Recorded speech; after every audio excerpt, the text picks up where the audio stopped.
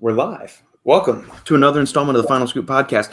Special Memorial Day edition here in the States for us. So first off, Memorial Day. Thank you to all veterans who have given up their lives in honor and service of this great country we call America, and all those soldiers around the world. I know it's not Memorial Day around the world for everybody, but just this time, for everybody that's fighting the good fight and doing what they can to preserve the freedoms of their country. So thank you to all current and former veterans. We greatly appreciate your sacrifice.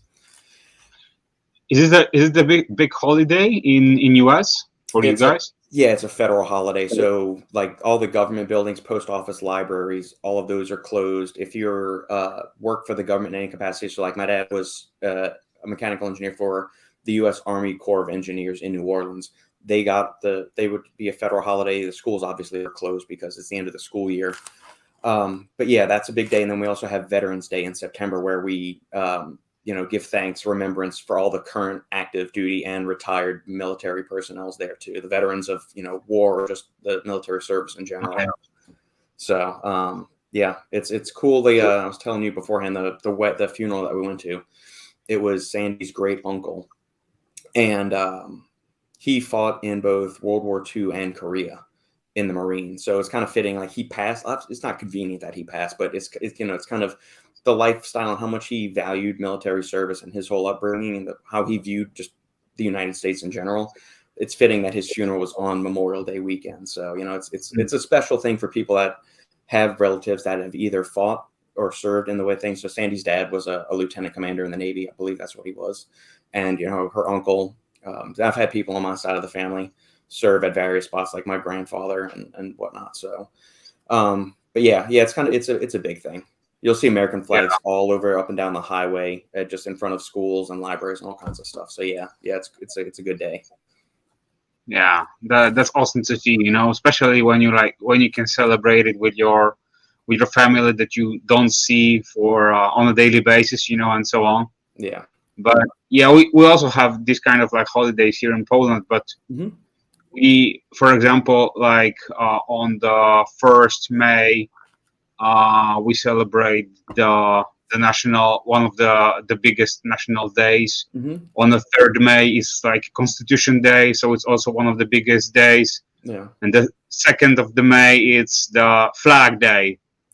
So so basically on this day, in entire Poland, you get flags everywhere basically, and it's so nice. It looks so cool. Especially when you're like walking through the city or somewhere around, and you can see like the flag are waving. So that's awesome.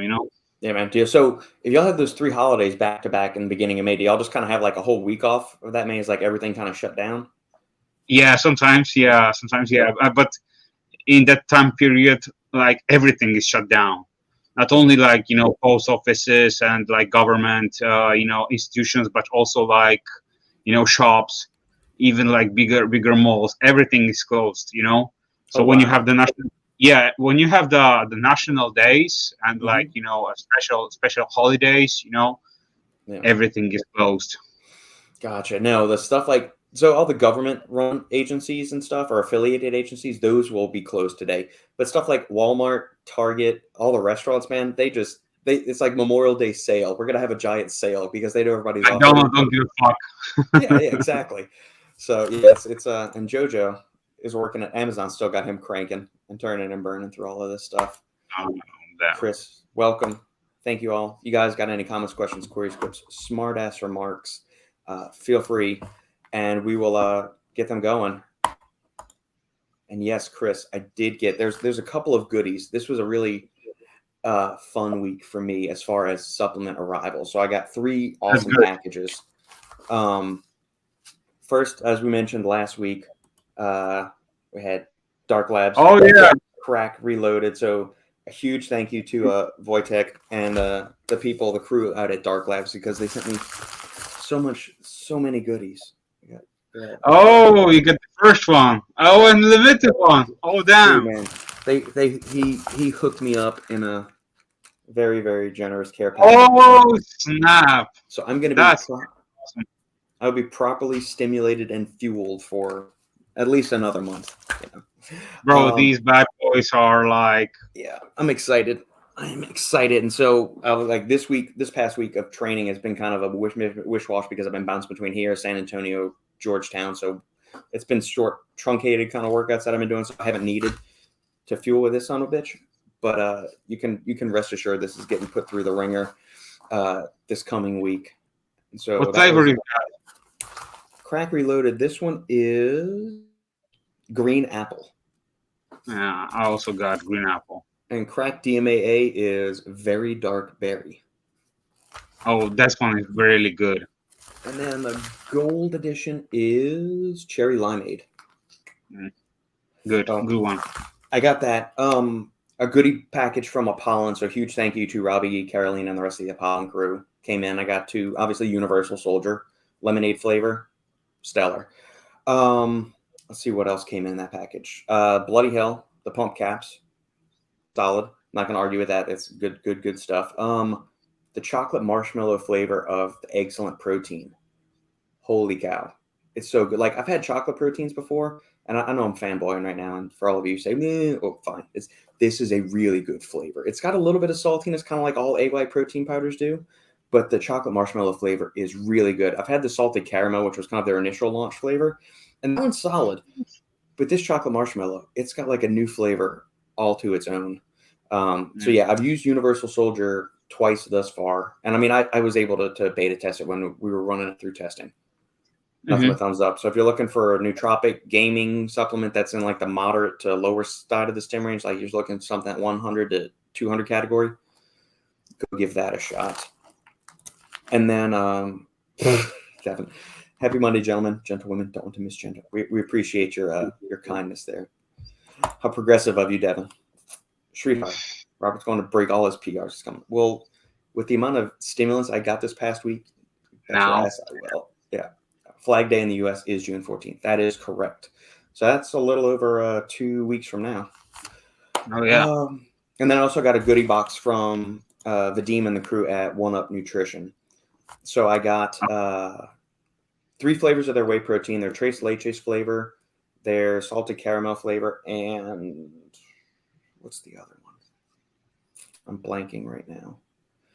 Their stim-free pre-workout, their relaxed like stress management formula, and I got a tub of their women's pre-workout, which it's just basically lower stim compared to the men's. It's still got full dosages of citrulline, nitrosogene, beta-alanine, and all that in there. It's just got lower caffeine threshold. So the flavoring is really good. Coconut pineapple is their stim-free pre-workout I got.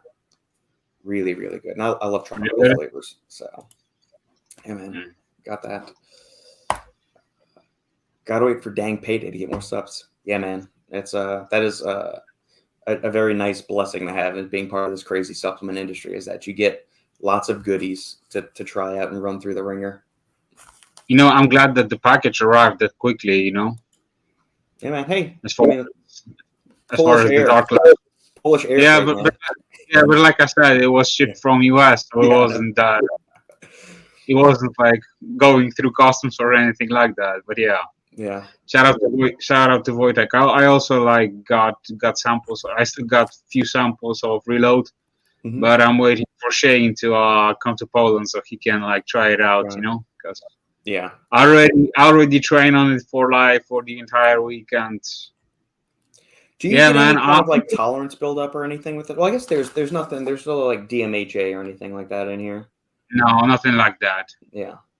You know, I think I need to like do some genetic tests, I think, and I need to like see if I'm like fast metabolizer of the caffeine or something like this, because you know I noticed that I can take a lot of stims and I pass through them so quickly. You know, I can smash for example like let's say 300 milligrams of caffeine, and after like 2 hours I can go to sleep or something like that. Yeah. I never had any issues with like going to sleep without when like taking a big amount of stims. So yeah, it is just me, but like I said, I'm a unique snowflake, you know.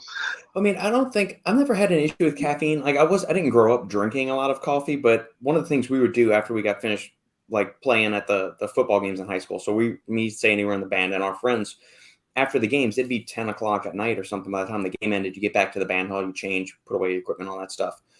We go out after that. Sometimes we go get dinner, and then we go to Starbucks and like hang out for a while. And this was before I got really into coffee. I was more drinking more like sugar bombs of coffee. It was like the mocha frappuccino shit. But I would drink one or two of those while we were sitting there. I could go to sleep as soon as like, all of us left. I'd just go and crash. And so I've never had a problem, thankfully, metabolizing caffeine, drinking it. Pre-workouts have never given me jitters.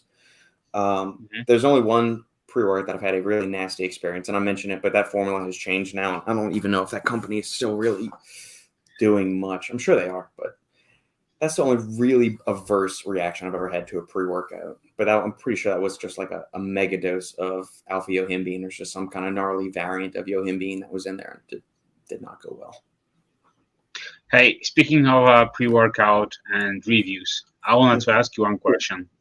So I was talking to my good friend, Wojtek from Dark Lab. Yeah, and we were like discussing like all different subjects and so on. And he mentioned something about like review channels and so on, and how they approach the things and we were talking about like the recent reviews that popped up on the Reload crack. And the thing is that plenty of these like review channels are like reviewing products based on the previous version. So let's say a brand is like, for example, coming up with their first pre-workout, right? So let's say it's a crack version 1. And after that, they release, let's say, version 2, right, of the crack, Yeah. And people straight away compare like version 1 to version 2, and they're like, they expect that this gonna be a bigger hitter or something like that. And I was like, dude, you can compare those two products because they got like different ingredients and so on, and maybe the brand is also like aiming for like different experience or something like that. And I wanted to ask you, what is your take on that kind of stuff? I think when you're going into the description of the pre-workout, so you're given some of the background information, you say, hey, we'll use the Dark Labs case since they just came out. Say, hey, we got Dark Labs Reloaded. Okay, here it is. This is what this one had. The previous version. Now, but that's also something different because you had Crack, and this isn't Crack V2. This is Crack Reloaded. So it's not, I wouldn't say it's a direct sequel. It's more like, here's where Crack is, and Reload is kind of going off that way. I wouldn't say it's like version 2 of that. Maybe it is, but I would look at it more as like an evolution. And so I don't say it's not a replacement. It's not, you're not trying to redo the same thing or even amp it up. I would say, if I'm given the context, I'm saying, hey, this is the state of the industry now. When the first Crack came out, things were a little different. But as times change, formulas have to evolve. Companies themselves evolve too. Maybe they realize, hey, this was kind of fun for a while, but then we don't want to do this. I mean, just this past week I did a podcast with Bruce Neller, and he said, look, back in the day, I liked some of these sketchy stimulants. These days, my thoughts, my practices, my formulation philosophies, my personal preferences, they've all evolved. And I don't like that stuff now. And so you as an individual, you can evolve too to what you like. The brand owners, their branding, their concepts, their formulation, everything is allowed to evolve. You're not being a hypocrite if you said, well, we liked DMHA and now we're not going to use it. You're not being a hypocrite. You're just saying, look, I liked it. It's not really legal. And I think we want to try and do things on the up and up and just kind of clean things up. So that's perfectly fine. But when you are reviewing a product, this is the problem with some review channels, and I don't really watch any of them. So I don't know what they're exactly saying outside from like the tidbits like you, Robbie, or Shane will tell me all that every now and then. But if you don't know the ingredients and what they're doing, you don't have an informed opinion to say, well, this isn't as good as the previous version. Well, no shit. If the previous version has 100 mgs of DMAA and this new one just has caffeine, that's not comparing apples to apples. It's apples and oranges, or like apples and like zucchini or broccoli or something. Sure. They're nowhere in the same vicinity. Sure, they might have the same caffeine, but if you've got amphetamine-like compounds or amphetamine relatives, it's not the same thing. So you've got to be informed as a consumer to see and be able to recognize, hey, just because maybe the name might be similar or the exact same, doesn't mean they're going to necessarily hit even remotely close to the same. They're going to have a completely different feel. They might have a different experience a different stim profile. Some might have theanine, some might not. So a lot of this, and that's, it's fun if you want to have a supplement review channel, give your opinion, because you either like making videos, you like giving your opinion on them, you want to help other people understand.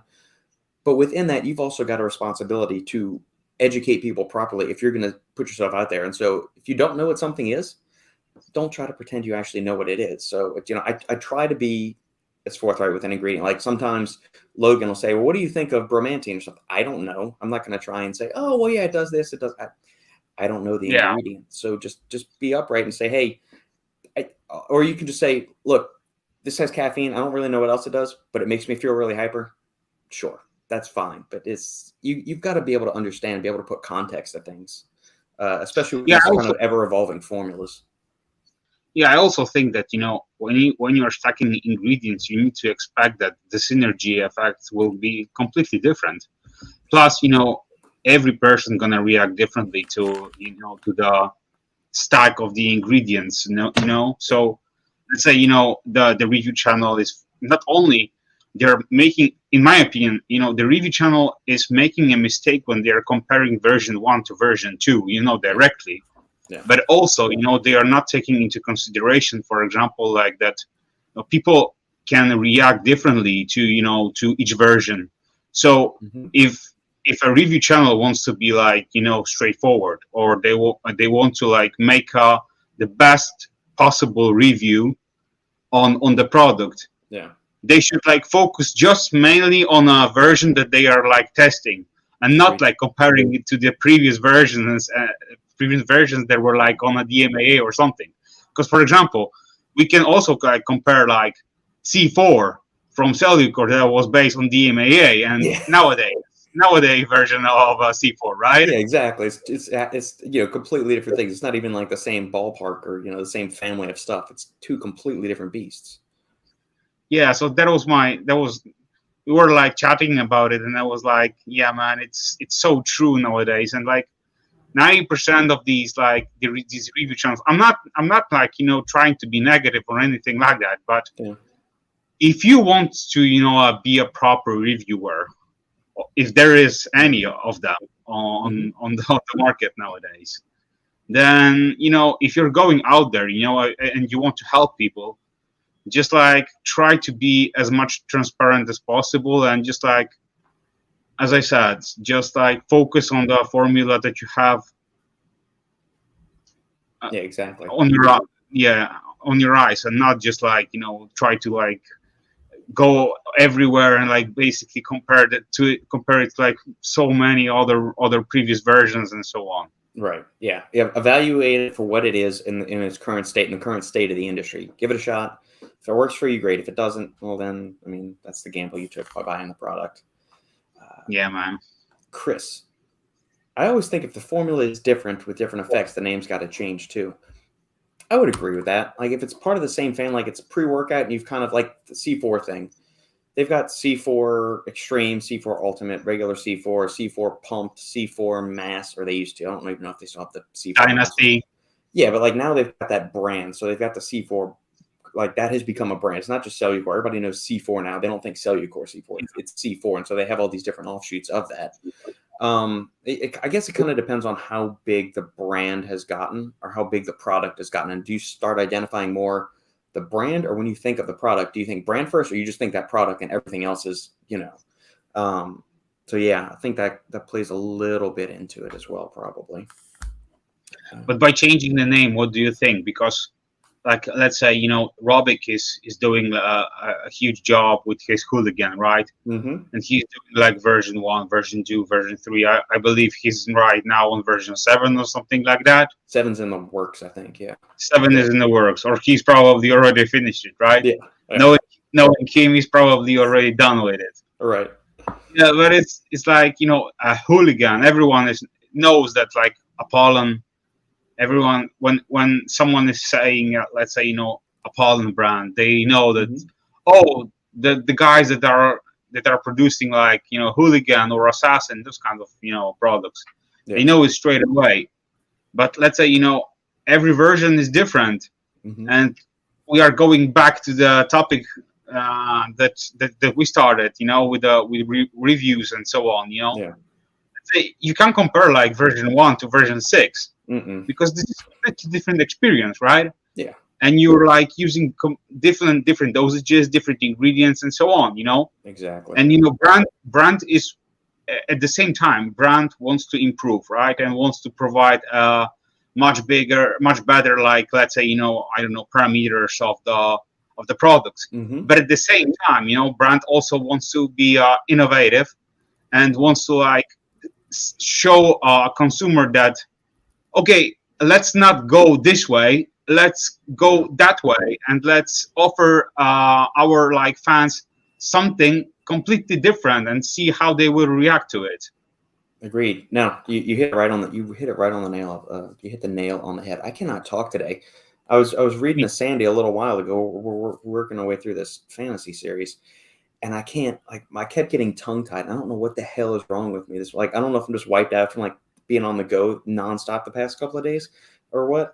But man, like my tongue is not working properly today, or my brain's not connecting properly with my mouth. So if I stutter and stumble my way through this podcast, apologies in advance, everyone.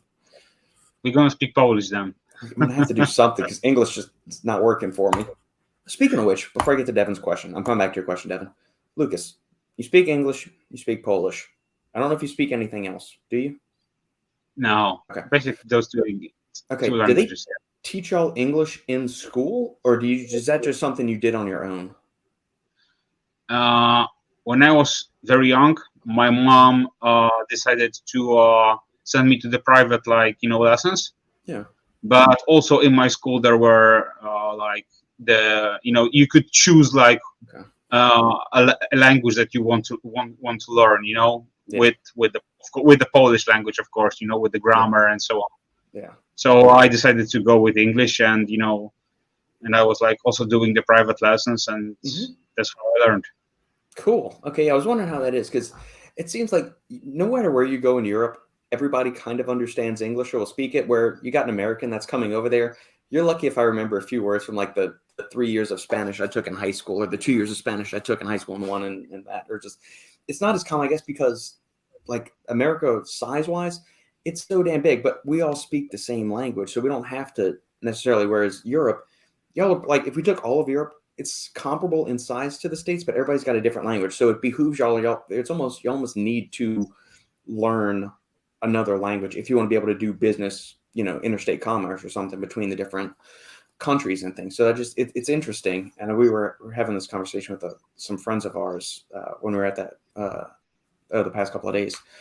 And I was wondering how, I didn't know if that was part of like integrated into the schooling system, or if that's, like you mentioned, you had the private tutors and stuff like that for that. So that's yeah, it was integrated. Okay.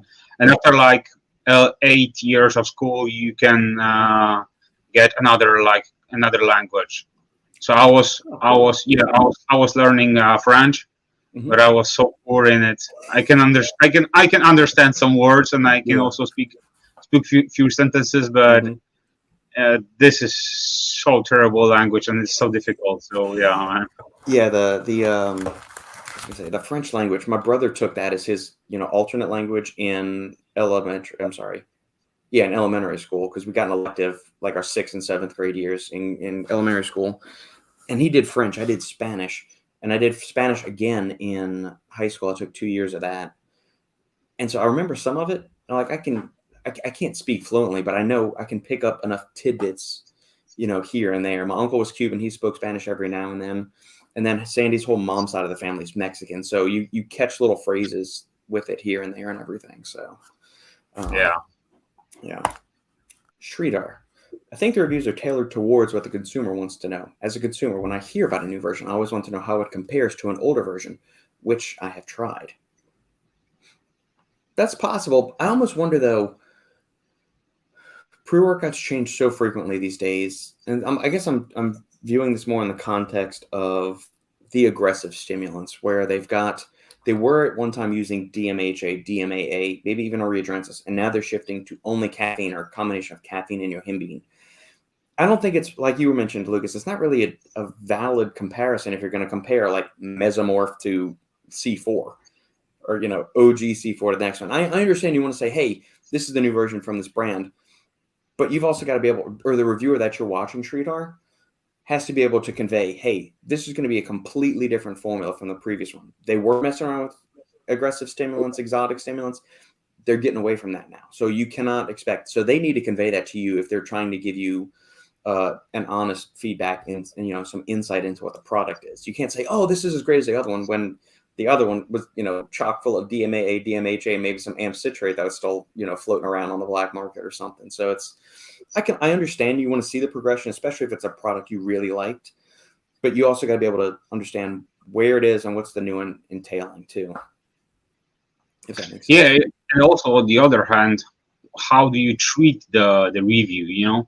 Is it only like an opinion that you are taking into consideration when you are like purchasing a product, right? Or is it like a gold standard and you are follow it up to T? So let's say if your favorite review channel says it's like 5 out of 5 stars rating, right? Yeah. And you're going straight to the store and you're just like, I'm going to buy that shit no matter what.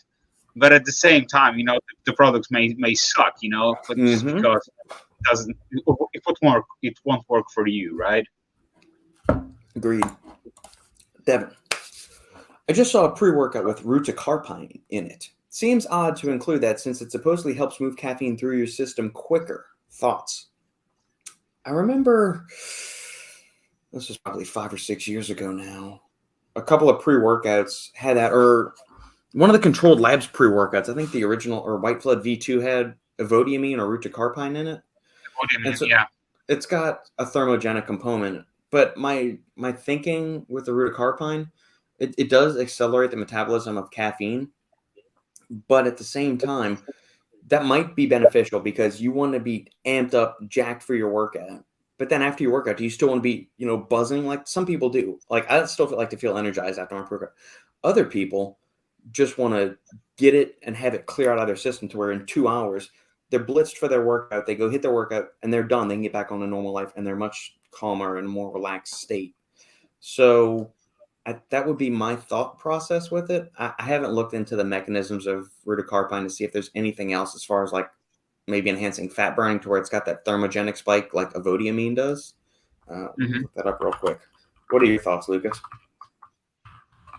Yeah, you know what? But I'm same as you. When I'm taking like a pre-workout, before my training session, I always like to, have a buzz of energy, even post my training session. Yeah. Plus, for example, I was doing legs today and I was training on the crack, and after my session, I was still like buzzing, but at the same time, it was such a good energy, I was like, oh damn, I feel good. I can go back home.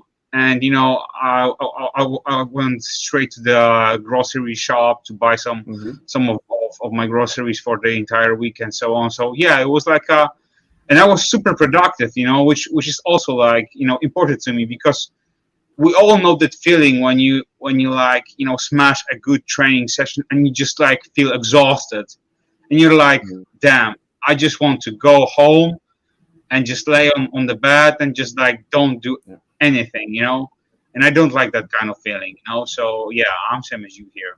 Yeah. I just pulled up a study it's from the journal Molecules 2010, Pharmacological Effects of Rutaecarpine as a Cardiovascular Protective Agent.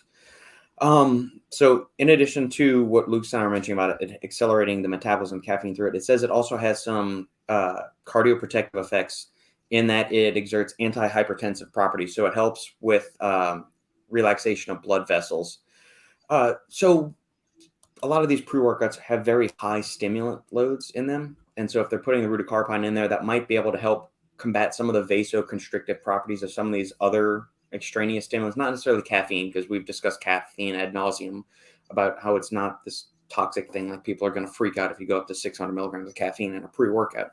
Some people might have that, but overall, it's well within the studied and safety range for the average individual without any outstanding pre-existing cardiometabolic maladies or anything like that. So Rutaecarpine will help accelerate the metabolism of that through it. And that study is also saying it has, it's going to help with blood pressure.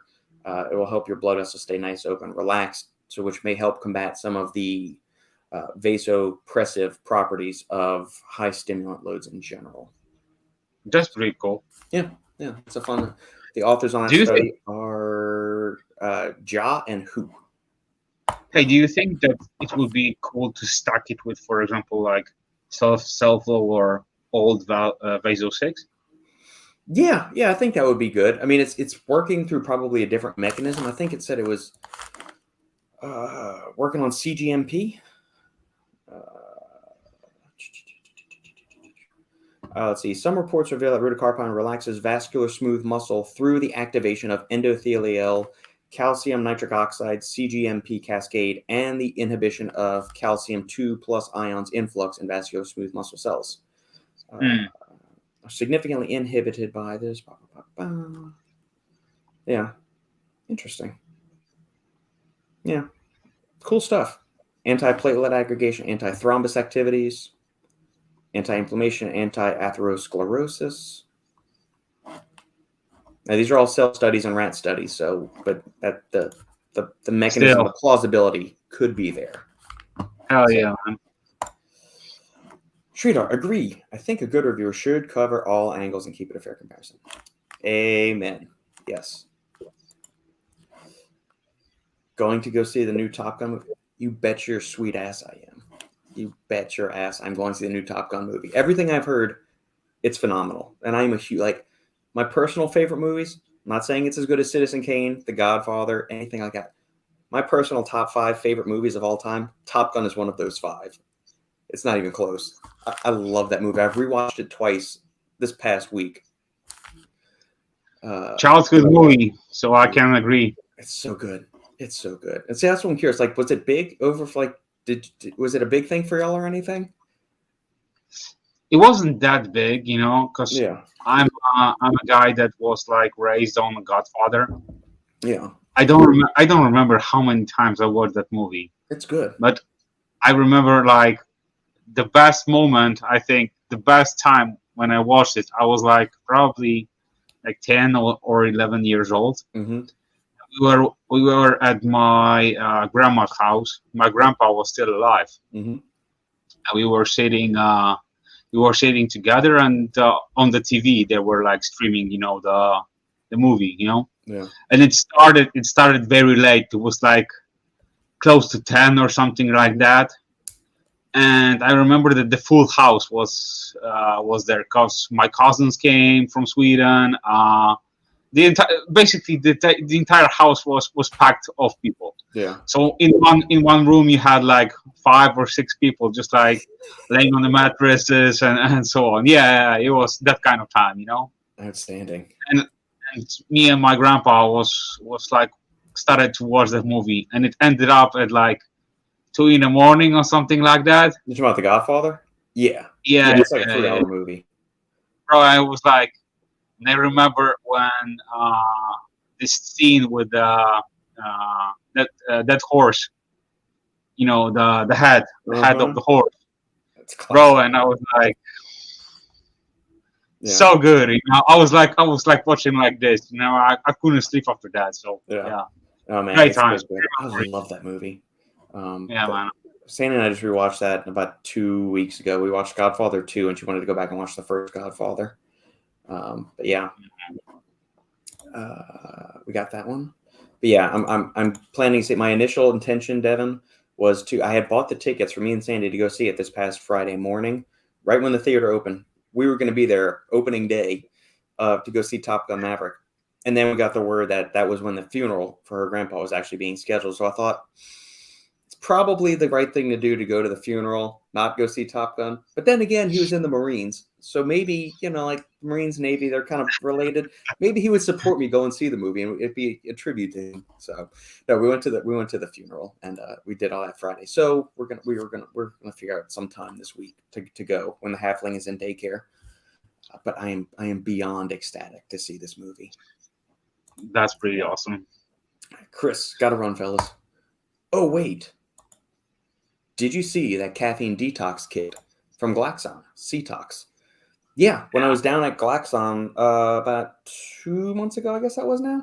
When I was down there with Gerhard and Ryan from Fitness Informant, they had all the stuff ready, and they said, you're not telling anybody about this yet. Don't say a thing about it. So, but I got to see like the packaging, the ingredient panel, the little blister packs and everything that they were doing with it when it was getting ready, in pre-production, getting ready to be released. I think it's a great idea. I mean, it's cool. How effective it is, I can't speak to personal usage. I know Joey's a smart son of a bitch who knows what he's doing. I like the profile on the ingredients, so yeah. Shane already posted on the ingredient profile on his site. Did you saw it? Yeah. So I'm saying it's up now. But I'm saying when I first saw it, I had to personally. I don't know why you'd want to detox from caffeine to begin with. Yeah, I wanted to ask you, are you planning to give it a try? No. Well, I mean, it might be cool to try it but like you were saying, like we're fast metabolizers of caffeine. I have gone cold turkey off caffeine before and been fine. And this was after, months, years of having either soda, coffee, pre-workout. You just stop. And the first day I felt a little sluggish, but I didn't get a headache. I wasn't like super pissed off, irritable, cranky or anything. I'm very fortunate the way that my body's engineered to deal with caffeine. It's great. Same thing with like bourbon. I can have a couple of drinks of bourbon. Like I could have a couple every day, and then if you just take it away, I'm not saying I need a drink. So it's nice to not have either that addictive personality or the way my body's funneling these chemicals out of me. It's nice to not have that adverse effects because it can mess people up. I mean, either of those things.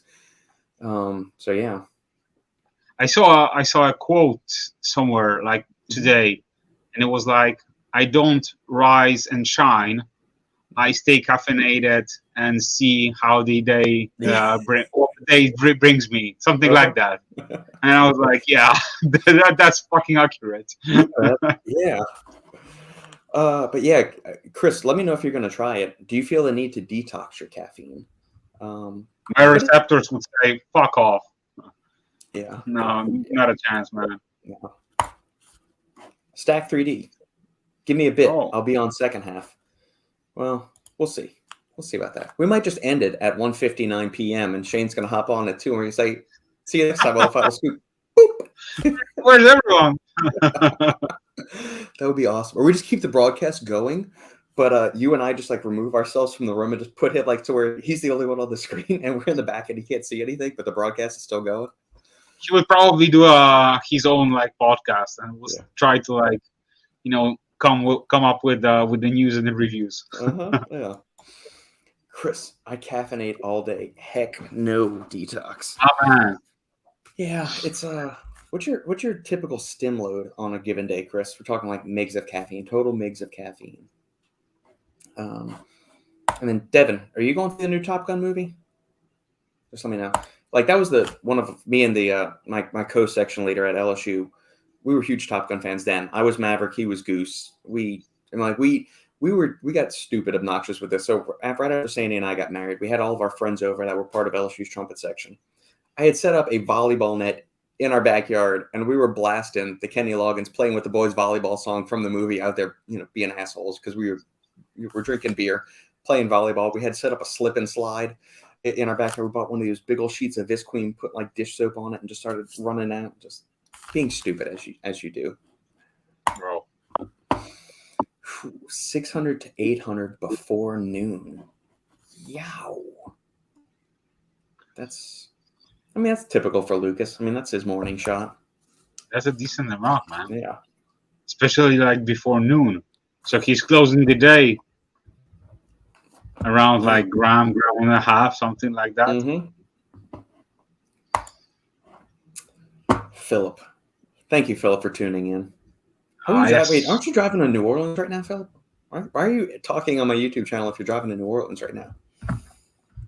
Or is he driving it? Yeah. So you tell Siri to type it into his phone? Anyway, thank you for commenting, Phil, and safe travels to New Orleans. Yes, but you didn't leave your wedding to danger zone like I did. True. Okay. I also didn't work on fighter planes like you did either. So there. I'll give you even more props than I already do. Little golden boy bastard. Oh, safe travels, Phil. Let me know when you get to mom and dad's. Before the day is out, I'm around 40. Good Lord. Is that typical for you, Lucas? 1,400 milligrams of caffeine in a day? On a daily basis. Mm-hmm. Nah. I'm like right now nowadays I'm closing around like I would say gram Yeah. Man. nowadays, but it's it's a typical amount. Yeah. For example, like during weekend it's less than a gram. Mm-hmm. For a weekend when I'm not training, I don't need that much. But of course, I like to like take some, let's say drink some coffee, or Mm-hmm. it depends what I want to take. Yeah. Like I told you like last week, I got some weak pre-workouts that I use as a energy drink. Yeah. So I'd rather like take 2 scoops of the week pre-workout, which has like also other ingredients like creatine, beta-alanine, and so on. So I'm also like saturating my muscles with some extra ingredients. Mm-hmm. But at the same time, I'm not like spending money on some stupid energy drinks that like have only caffeine or something like that. So, Yeah. but 1.4, that's a decent serious. amount. Yeah. Jojo, I average 800 to 950 milligrams. Yeah, that's a good amount. Good Lord. I mean, I could do that much if I wanted to. Probably. I don't see like how is it the fact like you guys feel like being like super amped up for the whole day, or is it like are you metabolizing it so quickly that it's just burning off that quick? Because I take a pre-workout, like 300 milligram pre-workout at 8 o'clock in the morning. I'm not buzzing by the afternoon, but I still feel like mentally alert, awake, just ready to hop and bop and do whatever you need to do. So I typically, once I have my pre-workout for the day, it's rare. I won't say never, but it's rare that I will have a second caffeine thing later in the day. So I have this thing that when I wake up and I do my fasted cardio, Mm-hmm. I never take a lot of caffeine from the get-go. That's my thing. Mm-hmm. So let's say right now when I'm starting my day, I usually take 2 cups of slice from Glaxon right now, and that's basically it as far as like caffeine content. Mm-hmm. And so that's like 200 milligrams of caffeine. Yeah. And that's how I'm starting my day. And after like 2-3 hours after that, then I'm taking a higher dose of caffeine because I'm going to the gym. Yeah. So after that, I hit like around 400 or 500 milligrams of caffeine. Mm-hmm. Go to the gym, smash my training, and maybe after the gym, a few hours later, then I'm taking another like dose of caffeine. So everything is like spaced out throughout the day. Yeah. It's not like I'm heating up straight away, 600 to 800 milligrams of caffeine. No, I didn't think you were doing that. Shit, yeah. Yeah. No, that's what I'm trying to wonder. It's like, so sometimes if I take a lower stim pre-workout, or if it's a leg day, a lower body day, or maybe even just an interval training day, or I'm doing like a Metcon or something, I will have coffee, or I could use something like Universal Soldier or Bloodsport from Apollon, like a lower 2 to 250 in that caffeine range for something. If I'm going to do either a lower body session or some kind of like Metcon cardio, cardio conditioning stuff. Then later in the day, maybe I will do a lower stemmed nootropic like the Cognisurge from Jack Factory, or it might just be like a sip of whatever, like a dinky little pre-workout tub that's not really dosed all that well. It's pretty much some caffeine, or I'll use a scoop of G Fuel that I've got a tub of here. It's 130 to 140 megs of caffeine. That it's so I don't get above 400 milligrams much on any given day. It's rare that I do. I'm fine with it. It doesn't affect my sleep. I don't have the need, or I don't need to go and try it, or have the impetus to want to go and just take another hit of. I'm pretty mentally alert with it. Just my tongue's not working today for whatever reason. Chris, I start sipping a Bang in the morning and pop an extra 300 milligrams. Cardio in the AM before work. Lifting session is until 7. Yeah, that's Are you when do you cut off your caffeine, Chris? Are you taking a pre-work, like a caffeinated pre-workout at 7 o'clock at night? There we go, Sridhar. Am content with 250 milligrams of caffeine on most days. I might go up to 350 on the harder stim days. That'll work. Are you doing other fun stimulants in the mix? Yohimbine, Areogerensis? I'm not going to say DMH or DMAA because you can't really find those. Yeah. It sounds like Lukasz. Jojo. Some evenings I have to take coffee to help fall asleep.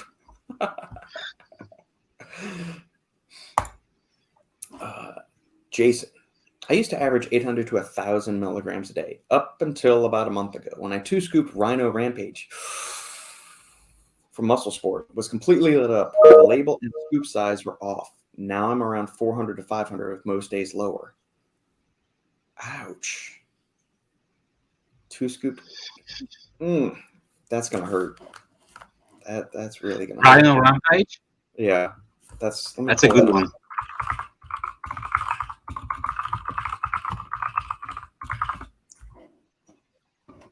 See what we got here.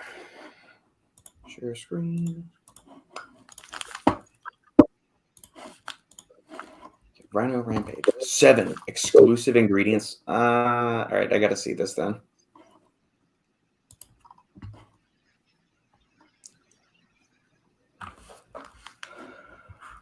Does it tell you how much caffeine is in this?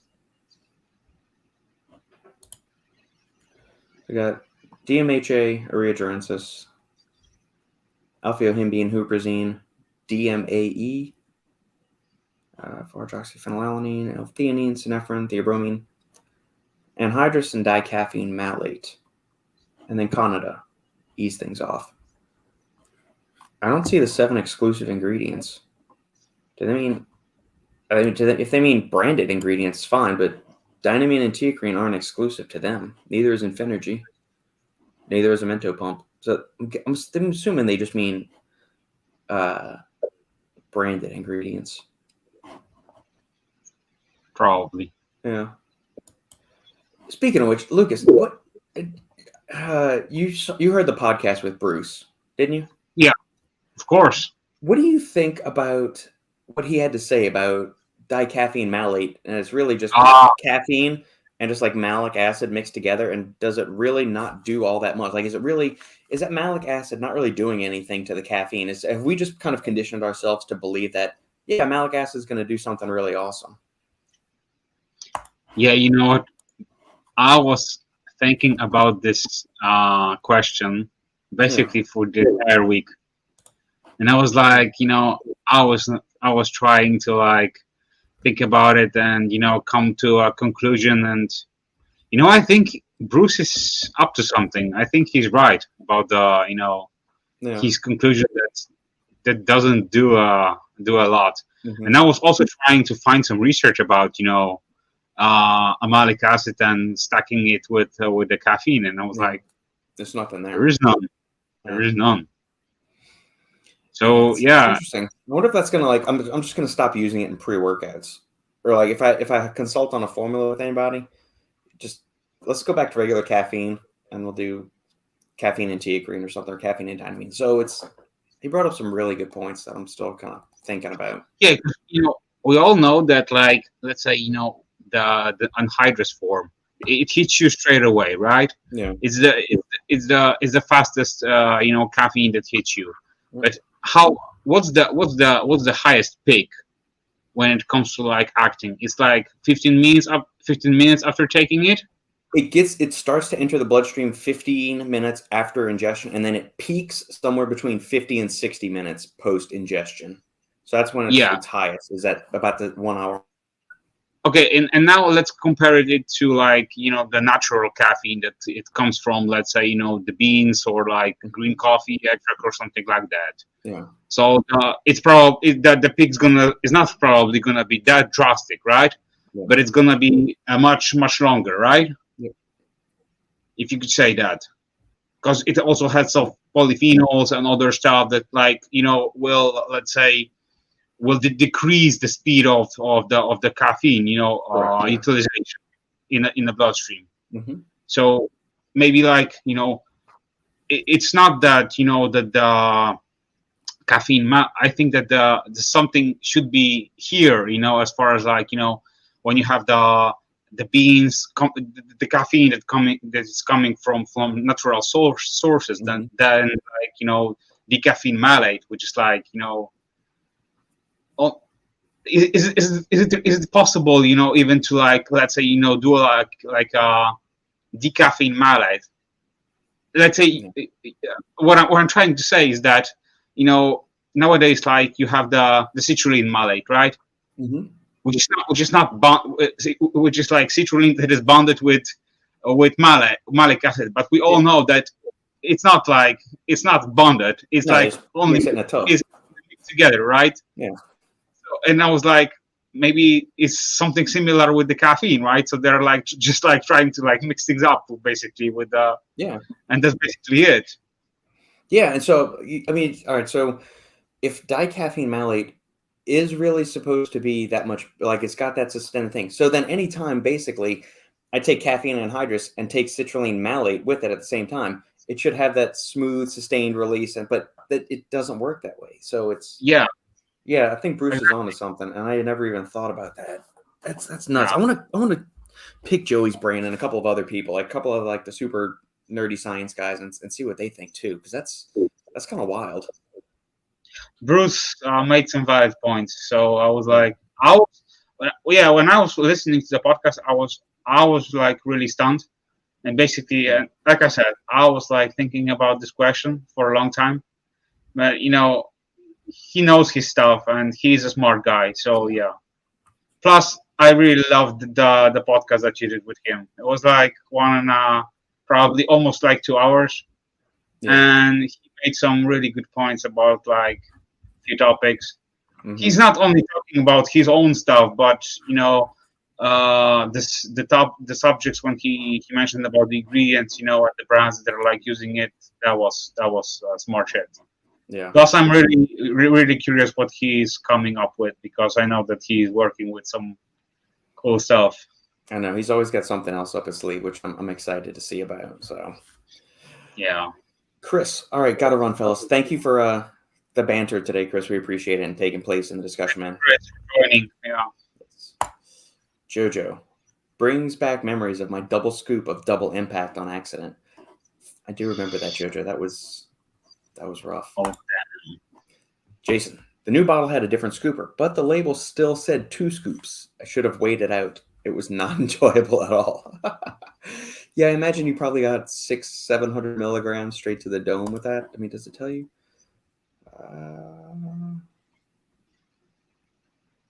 400 milligrams per day. I'm trying to see if it gives you a total amount of caffeine on this thing.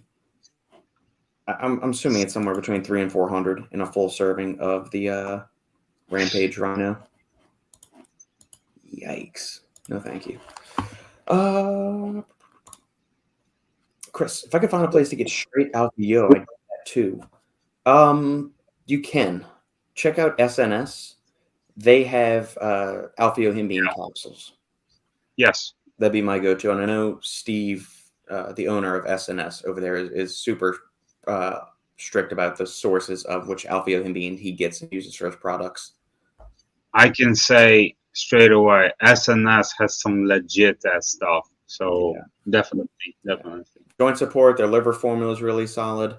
I mean, all of their stuff. Their glucose disposal agent. Whether you think about the utility of them or not, it's well formulated. Yeah, glycophage. Yeah, and he's worked with some sharp guys, some sharp formulators over the years. I'm not plugging myself. I've never done any formulation work for Steve. Him and I just had conversations over the years. And the team that he works with and him and his team are really, really good. I would love to get him on a podcast, and I have pitched him the idea several times. And like most brand owners, they prefer to remain behind the scenes and just kind of like let the work speak for themselves. They don't really want to get out there like, hey, we'll just let the brand speak for itself. We'll put out great products. Let me just focus on the business. I can respect that. You don't want to be on a podcast? That's fine. I'm curious. Like the supplement geek in me wants to pick their brains and, see what they've experienced and see how they've seen the industry evolve, for better or worse. So, yeah, I'm the same. Yeah. Sridhar, I've tried higher dosages, but when it starts affecting my sleep, it's a no-brainer for me. Yeah, obviously. Sleep should trump all. If I really need something around 2 to 3 p.m., then half a scoop of alpha EA is more than enough for me. That I will use that in the afternoon sometimes, but I'll do a full scoop just because I like to drink a huge full shaker, and I'll also put in some other stuff. I'll put some rhodiola in there, some pine bark extract, and some grapeseed extract just for general health and blood flow benefits and all that good stuff. Mm-hmm. Do you take any specific stack before you go to sleep?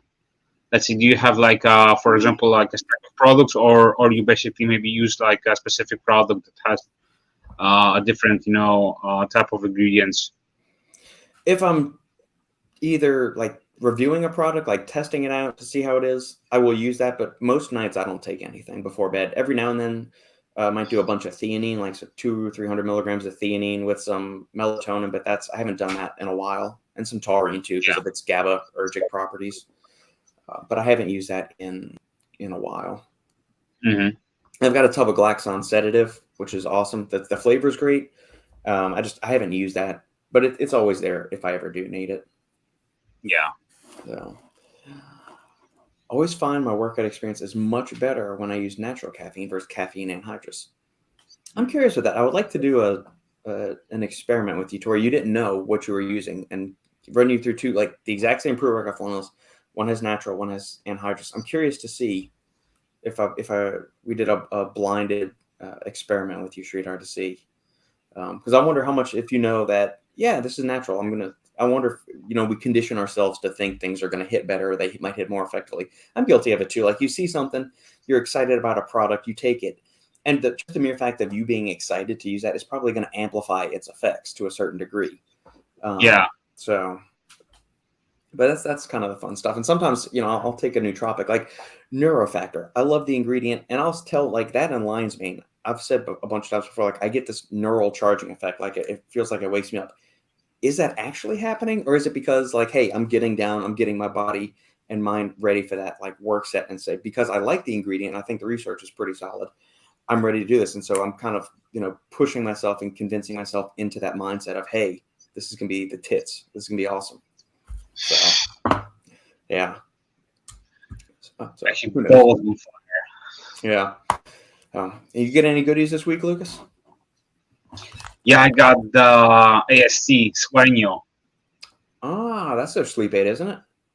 Yeah. How is that? That's why I asked you about it. I didn't open it yet. I didn't try it yet, but the ingredient profile just like so good. Yeah. I'm a huge fan of sleep aids, and I think that this category is really underrated. So yeah, when I'm like testing something out, when I'm like trying some kind of supplements, I always like aim for some new like sleep aids. Back before that, I used the entire tub of sedative from Glaxon as well. It was pretty damn good. And right now I'm finishing Fade Out from Redcon 1. Oh, I did the old version of that one that had the phenibut in it. Yes, and I also have the old version. That's nice. That was nice. I never got to try the Core Nutritionals sleep aid that had the phenibut in it. The Metamax from APS was dynamite.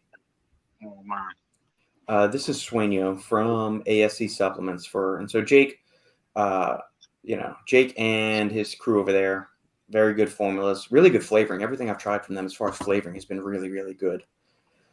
So there's the Rutaecarpine that we were talking about earlier. I only tried El Jefe from them, and I think I had tiger's blood, but I was never a fan of the of the tiger's blood flavor. But as TJ says, I don't give a shit about the flavors when it comes to pre-workouts. But at the same time, when you're taking it on a daily basis, sometimes the flavor is just like getting old, so you want to have like some kind of like refreshing taste or something. But yeah, I started to like gag on a coconut, but yeah, it's funny. Magnesium, zinc, 500 milligrams of magnesium. That's a lot. I would wonder or worry about any potential GI distress, because taking large doses of magnesium, typically like 400 milligrams and above at one single time, can lead to some GI distress and have you running for the toilet pretty quick. For some people, not everyone. But the mag citrate form, the citric acid, is going to help ease it on the stomach a little bit. It's also in better bioavailability than magnesium oxide. Did you take 2 scoops of this, Lucas? Did you have any issues with that? Like I said, I didn't open it yet, so. Oh, okay, that's right. But I'm probably gonna start using it because I've got like I think 4 or 5 scoops of the fade out left. Yeah. So after that, I'm gonna jump on it. But yeah, I'm gonna go straight away from scoops. Okay, yeah. Let me know. I'm curious. I mean, I like the profile. Glycine, they've got research 3 grams is kind of that dose to help you sleep better, and then when you wake up, if you've been sleep deprived, it helps you kind of get a little bit more alert better. 3 grams of GABA, 2 grams of inositol, 2 grams of taurine, 1,000 milligrams of tryptophan, 400 theanine, 300 L-dopa, 300 5-HTP, 200 Rutaecarpine, get that caffeine out your system, and 5 of melatonin. I think like 1 to 1.5 scoops on this would be really, really solid for me. I don't even know if I'd need to go up to 2 scoops, but it'd be fun to see what happened if you did. Hey, by the way, did you ever try to like using a higher amount of melatonin? The most I've done is 10 milligrams. Yeah, me too. But have you heard about like because Dante Trudel, he was like taking up to 60 or 70 milligrams at one time. Have you ever heard about that kind of protocol? He's taking it all at once, or is he dosing it throughout the day? No, all at once. Holy shit! No, I was talking with Michael at Glaxon. This is probably a year and a half ago, and he said like there's some biohackers out there that are going upwards of like 100 to 200 mgs of melatonin. I just said I've never tried that much. Yeah, it's interesting. It's very interesting. Yeah, because Dante is like a big proponent of it, and I was recently I was listening to a podcast, and Dusty, he's like working with Dante for like many years, and Dante put him on the not only on the DC training protocol, but also put him on his supplementation protocol, and one of his major methods is like using melatonin in the higher dosages. And I was like, because I was like I said, the highest amount that I used was like 10 milligrams, and that was like that was a hefty dose for me. So when I've heard about like 60 milligrams, I was like, holy shit. What is the benefit of going that high? What are they? Is it just deeper sleep, or are they trying to tap into like some of the antioxidant and antiviral properties of melatonin? Not only deeper sleep, but also fat burning effect. Yeah, there's some brown fat thermogenesis that goes on with it. You're right. Yeah, that's what I've heard. I've heard that in the higher dosages and that bigger concentration, melatonin can burn fat like crazy, especially when you're like overdosing it that much. I wonder if you need to cycle it or not. That's what I'm curious about. Well, probably, yeah. Taking it like entire year, 60 up to like even like 70, 80 milligrams. Yeah. Yeah, that's... Oof. Yikes. Okay. I don't even know. That's... I want to try it, and then at the same time, I'm wondering... if you're going to wake up or not. Yeah. Just like, what's going to happen? Oh, I just remembered another one. Where you asked me what's the dose that I've taken. The 10 milligrams of melatonin, it's in AML, Advanced Molecular Labs Calming Cocktail. I do have a bottle of that. So on nights that I use a sleep aid, it'll either be that or Glaxon sedative. So, Lucas, do you feel that you are very reliant on your sleep aid to have good sleep? No, not at all. I can sleep like a baby, especially, because my last meal of the day is higher in carbs. So the carbs keep me nice and smooth, and I can go to bed like very fast, and I can like sleep like a baby. So I don't have any problems. I don't need to take any like extra ingredients or stimulants, before bed. The only thing that I'm a huge fan of, and I take for many many years, is reishi. That is probably one of the ingredients that I couldn't live without, and I love this mushroom, especially before bed. So I said it on the podcast many times, like 3 grams before bed, and you feel so relaxed, and you don't need any extra like melatonin and like taurine or anything like that. So yeah. Perfect. YouTube is always having trouble posting my comments. In case you're wondering why I'm going between Twitch and YouTube, hey, no, bumps up my stats on Twitch, Sridhar. So if you want to put them on there, doesn't make me no never mind, as one of my aunts used to say. Don't make me no never mind. It's how many negatives you can cram in one sentence. No, Twitch, YouTube. I mean, we go both ways here on the podcast. We celebrate diversity in all of your streaming platform pleasures. Logan. It's funny that the C-Tox has white willow bark in it, since I've been researching it a lot. But have you guys ever done extensive research on it? It's interesting. It seems that has the same mechanisms as aspirin in multiple ways, such as increasing catecholamines, actually a stronger antioxidant effect than aspirin, and a study showed it worked 2 to 3 times better than an antidepressant.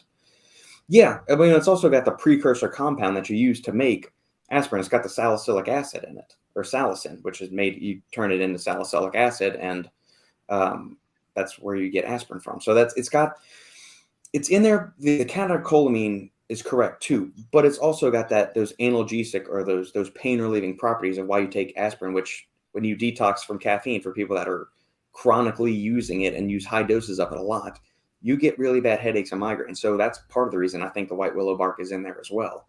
But yeah, ramping up the catecholamine is probably going to be helpful too. I do wonder if that's be a fun one to do. But I don't know if I want to say that. I'm not gonna. I'll tell you after the podcast. It's another formula I would be thinking of, but I don't want to go around giving people ideas and then they wreck their liver doing something. So I'm not going to suggest. I'm not going to say what application I would use this ingredient in. Yes. So yeah, white willow bark. Say it again. After the show. Yeah, so I'm thinking like, would this be good in XYZ scenario? But then at the same time, I'm wondering, would it be hepatotoxic? So I don't really want to say dosage applications. We'll just leave that alone. Speaking of hepatotoxic, have you ever heard about goutweed? Goutweed? Goutweed. What is that? No. It's a really popular herb that is here in Poland, and it works as I would say really protective when it comes to like liver, kidney health. So for all the PCT users and so on, and guys that are like on cycle, goutweed, highly recommend.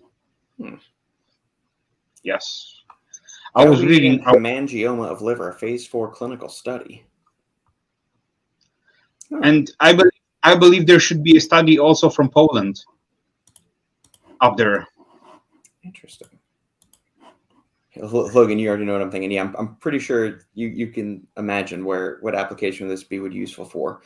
But yeah, I was not as aware of the ramping of the catecholamine stuff. Like I always knew it had the aspirin precursor in it, or the parent compound, however you want to term it. But I had not looked into that much of it. So when I first saw the profile of C-Tox, I said, well, yeah, that makes sense because of this. You got the teacrine in there because it modulates, it binds to the adenosine receptors, which is the same thing caffeine does, but teacrine comes at it from the side and it's like sliding in through an open window versus like kicking in the front door like caffeine does to your adenosine receptors, and the way it antagonizes and binds to the certain receptors there. And some of I think rhodiola's in there too. Is that what else is in there? I think so. There's 1 or 2 adaptogens in there. Let me see what they are.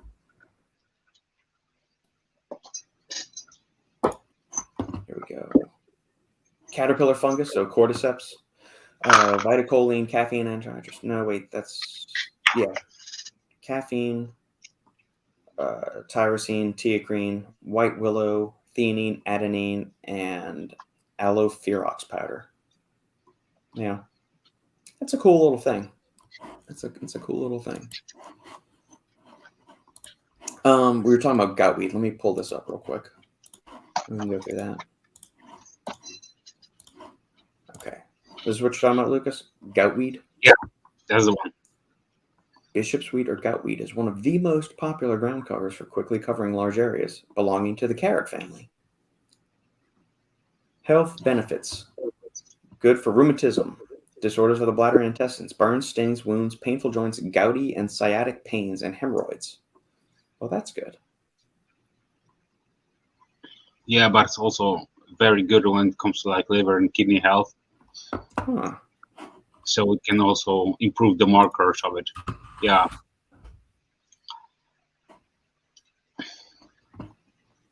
I was like looking up for alternative for the Tatka, because I was like researching for the how to improve the detox of the liver and so on, and I was like, maybe there are some cool herbs that you can use, and I found this one. And also there's a brand here in Poland that is like has a plenty of ingredients.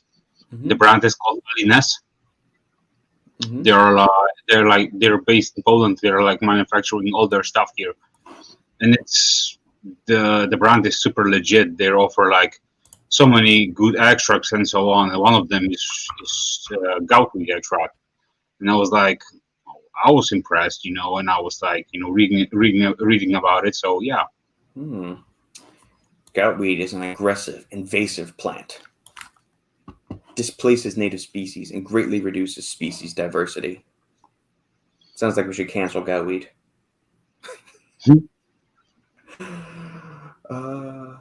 Very interesting. This doesn't tell me anything of its biological properties. It just says it's invading stuff. Well, that wasn't helpful. I tried to find the paperwork as far as the stuff from Poland. It should be in English, so I will pass it your way. I would appreciate that. Curious to see what I'm gonna go dive into this. Huh. Okay. All right. Okay, so goutweed. So were you looking for an alternative to Tucker or something to stack with it?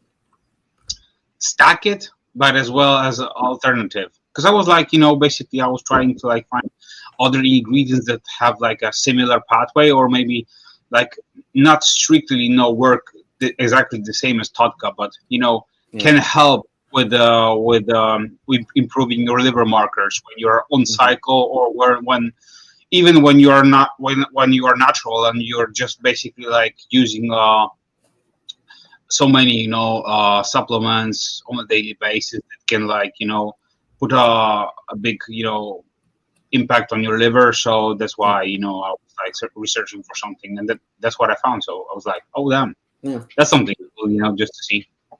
What do you take right now for your liver? Do you have a liver stack, or do you kind of just have a bunch of stuff just for general overall body support, or do you have a specific list of products like, hey, here's my liver stuff for today? Right at the moment I'm taking like only NAC and Totka. I'm taking like for the through the entire year. Same as NAC. I'm just like taking different dosages, in terms of like periods of time. But during winter, I'm increasing the amount of NAC that I'm taking. Yeah. What dosages of Tudka and NAC are you taking? Right, I will tell you right now. As far as Tudka, it's 500 milligrams, so 250 milligrams spread throughout the day. So 2 dosages of 50. And NAC, I'm taking right now 2 times per day, 600 milligrams. Okay. So it's 1.2 grams per day. Yeah. Do you take that with food, or you take it by itself? I don't know if I think NAC could be taken with or without, but I don't know about Tudka. Does that need to be taken empty or with a fat? With fat. With fat. Yeah. Okay. All right. Yeah. So definitely have it with a meal. Yes. Yeah, or 6 caps of fish oil like you do. 10. There you go. You don't do all 10 at once, though, do you? You space them out, you said. Yeah, I space them out, but so sometimes if I, for example, like forget or something, Yeah. although I'm really strict when it comes to my supplements and my protocol and as far as like taking my stuff, so I never like forget, but I always like keep them here in bay, so they are like waiting for the turn. Yeah. Logan, while we are on unusual supplements, have you guys ever tried Brain Factor 7? Yes. I'm familiar with the research. I love the ingredient. Logan, the research behind it looked amazing, but never seen it used. It was in BLR Neutral several years back. Black Lion Research Neutral. Um, what's the other one? Glaxon's Goon Mode has that in there. The effective dosages for it are anywhere between 200 milligrams to 400 milligrams. And I'm currently working on a very detailed breakdown of the whole ingredient that's going to be available to the Patreon subscribers. That's the next big ingredient deep dive I'm currently in the midst on. So I've got all the research kind of collected. I was working on it, and I was talking to Joey about 2 or 3 weeks ago saying, hey, am I missing anything as far as like mechanisms here?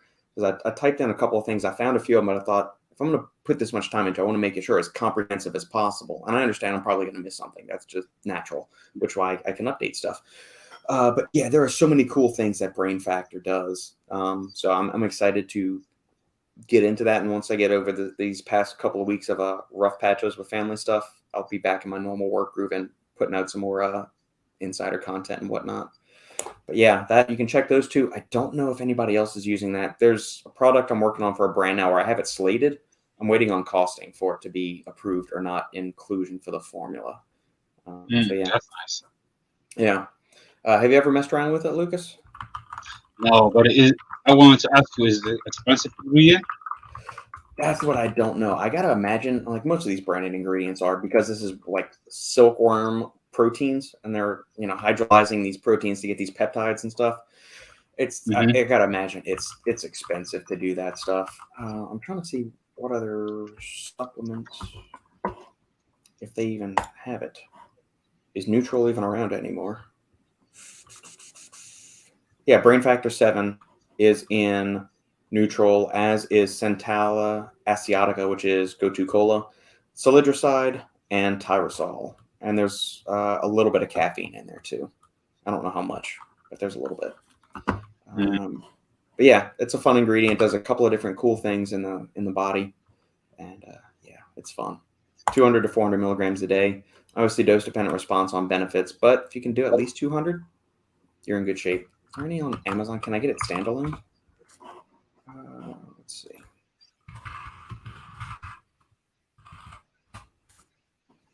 Brain Factor 7.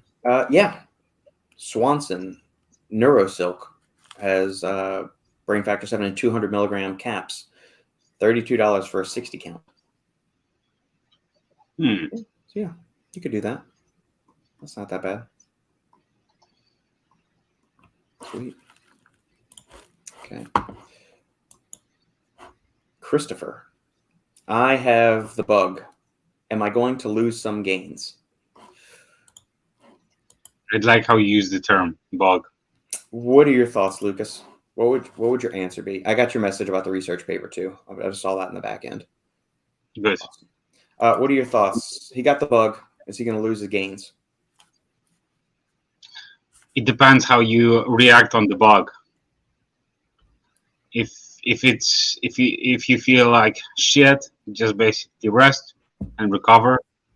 And after a few days of taking time off from the gym, go back, and you will be fine. Because many of my friends had the same issue as you, and many of them just had a quick time break, I would say, from the gym, but they got back and they didn't lost any gains or anything like that. Plus, if you're training hard every goddamn day, you need some rest. So it will only help you and will aid your progress, not gonna decrease your gains. Yeah. And I just say you're only sidelined for a week, maybe 2 weeks at most. Okay. The human body is very resilient. We are built to withstand some really rough shit. And this, you know, depending on how your body reacts, your natural immunity is going to affect it. So maybe you can get back in the gym and start going lightly for 3, 4, or 5 days after you get over the nasty part of it, even if you get it, you know. First off, make sure you're using some high quality supplements to support your health and wellness.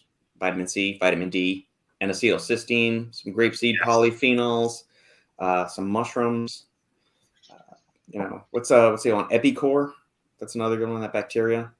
Try that. So all of those are good. Quercetin, another good ingredient that you should be supplementing with right now. Zinc, magnesium, other good ones.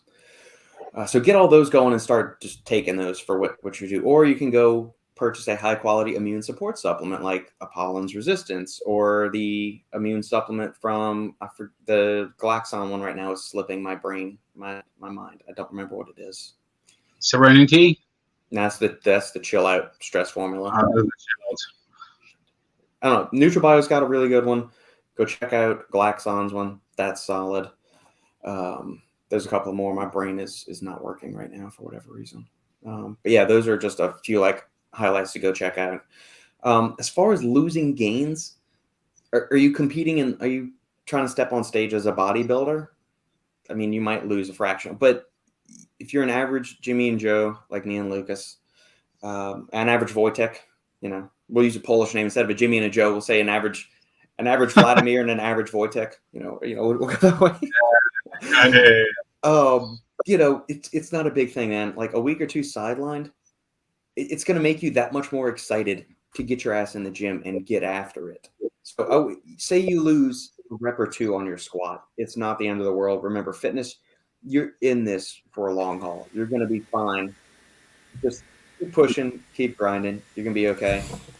And since his lordship, Shane, you get to be the center stage for the rest of the episode. I'm fine with that. You get more of my background. What's up, bro? This is the gym bag. There you go. There's the pram. Some different clothes. Shane's lingerie hanging off the door right there. No, and the rubbish bag. That's my shirt, I think. You just get more of me. That's the problem. Yeah. More beauty. Yeah. Shane, let me get Luke and I just finished this question. Christopher got the bug. Is he going to lose his gains? And is this something that we even really need to be worried about? If you're grinding long term, you know, what are your thoughts on this? Does he have a gym at home? Is he just chilling? I think he's just sick right now. And so is he going to lose some gains? I mean, do you think a 2-week stretch of illness is really going to permanently sabotage and make you lose a substantial amount of gains? It depends, though, doesn't it? Because, like, I mean, I would treat it like the flu. Like, I'm not saying it's the same, but, like, I would annually get the flu. Yeah. Like, every year. I just usually get it at the same time. And I would sometimes take the gym out for maybe 2 days. Mm-hmm. And then, like, I may not be full strength when I get back, but it'll taper off and I'll get back there in a few days. My theory has always been, however long you're off, same amount of time to get back. But it all depends, though, because if it's like very serious, yeah, for him, or if it's mild, it's just check the damage after it's finished. Yeah, exactly. And make sure you get enough protein too, Christopher. That'll be a huge help as far as like maintaining muscle mass and combating as much catabolism as possible. Just hit your protein numbers at a bare minimum each day if you can. If you can stomach it. I know your appetite tends to go to shit when you get sick, but at the very least, just try and get some protein shakes in you or something like that.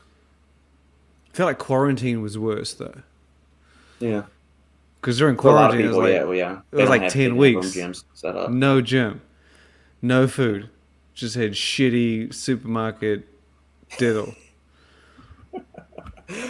Are y'all still in England now, Shane, or where are y'all? Yeah, man. Yeah, I'm still. This is my UK house. Your UK, the posh apartment. This isn't a posh apartment. I mean, my room. You can see my room. Okay. Yeah.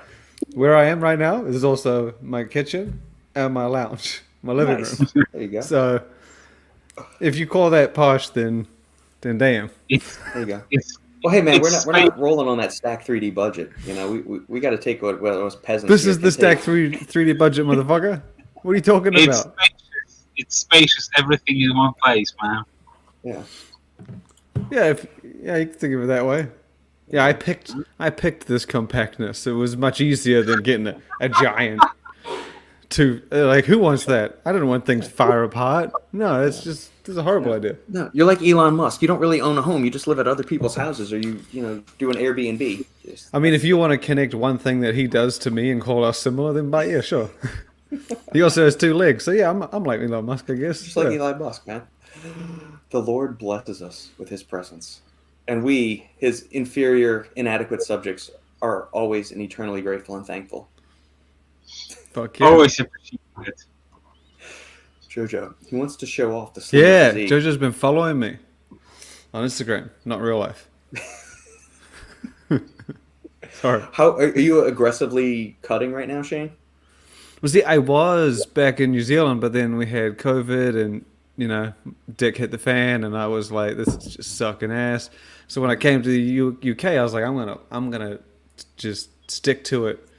And there's a gym here, like a pretty solid gym that's attached to the building downstairs, so I can go do cardio when I need or when I want to. So it's nice and handy.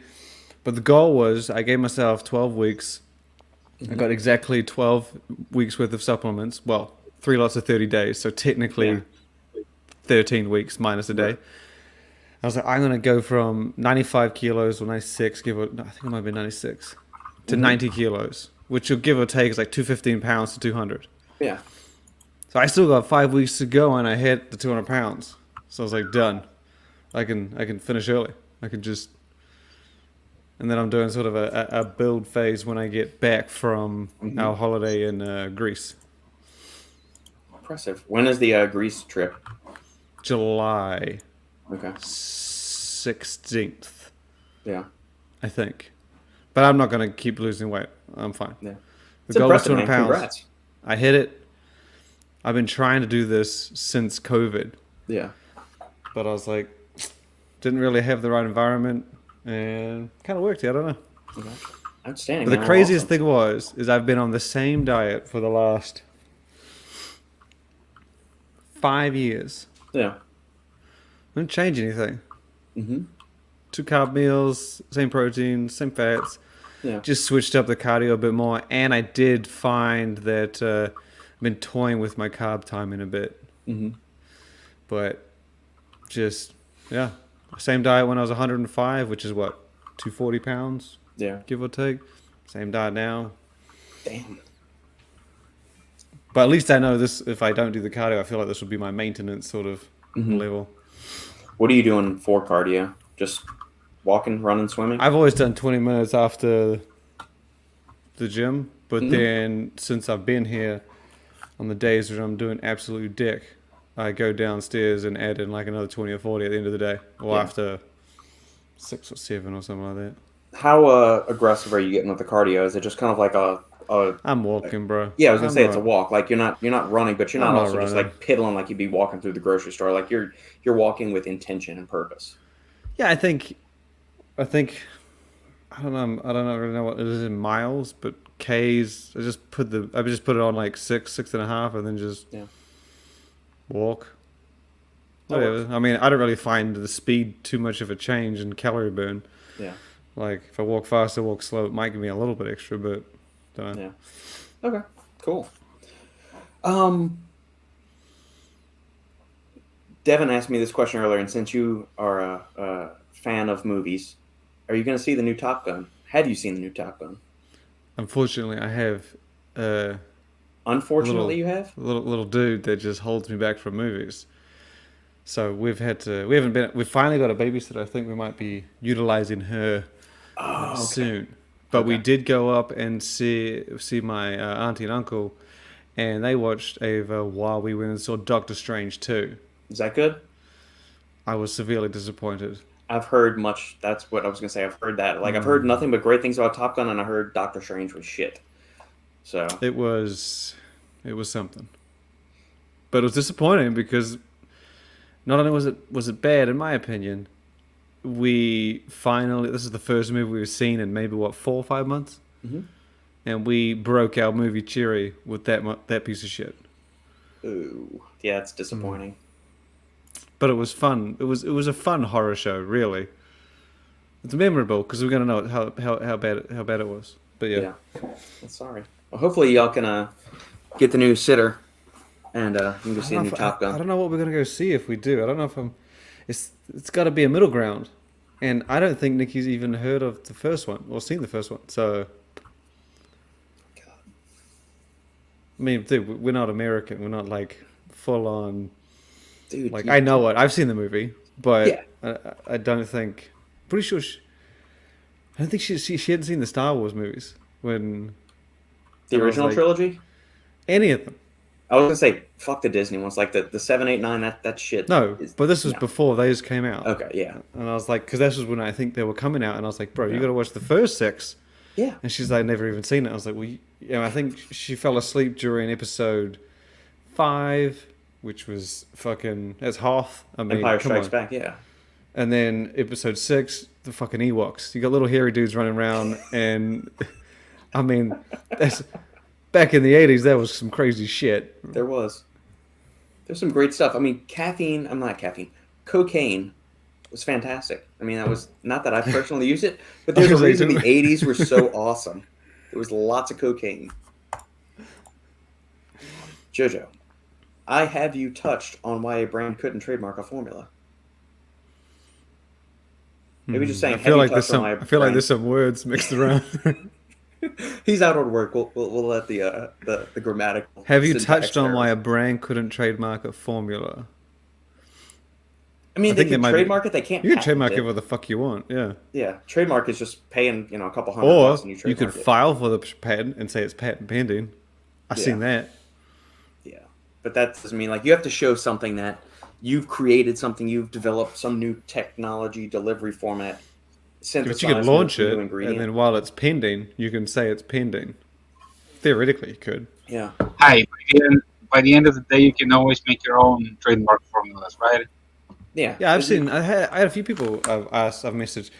Surprisingly, though, I think there's a blend because I always thought that the brands that did the trademark ingredients of their own were doing it to kind of make the appearance that it's a branded ingredient. Yeah. But I've reached out to a whole bunch over the past year just because I hadn't heard of them. And some of the ones that have done it themselves are not shy to say so.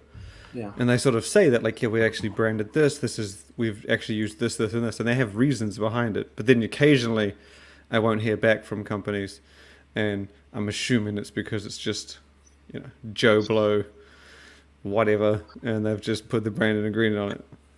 Yeah. I mean, you can if you want to pay that couple extra $100 to do it. Yeah. Technically, you could put the trademark on it, and it wouldn't matter. It's the registered mark that you get if you pay. Yeah. So theoretically, you could put the TM on anything, so long as it hasn't been done before. Correct. Hey Shane, by the way, have any of the brands that maybe worked with you or had the content on your site reached out to you and asked you if they can put a stamp, let's say, of or logo of your site on their tub? Oh, like a little. Yeah, brands have done that. Brands have done that. Yeah. And haven't even told me. you know what I'm talking about. But let's say but they want to use it for more for themselves than for spreading the positive word about Stack, Oh, to be honest, I don't really care. If you put my name on your tub or you put my name, a lot of them do it on the site. I've seen a lot of sites that'll list oh, we've been featured here, here, and here, and I'll be in there. I won't even know. I've seen a few do it on the tub. I think what's his name? Brain Gains is doing it, but he hit me up about that because we named their one the top focus product, and he's doing I think he's doing a neckband around one of his around the product. Yeah. But I mean, I don't really know, to be honest. I wouldn't mind. Any exposure is good exposure. It's a pretty good name.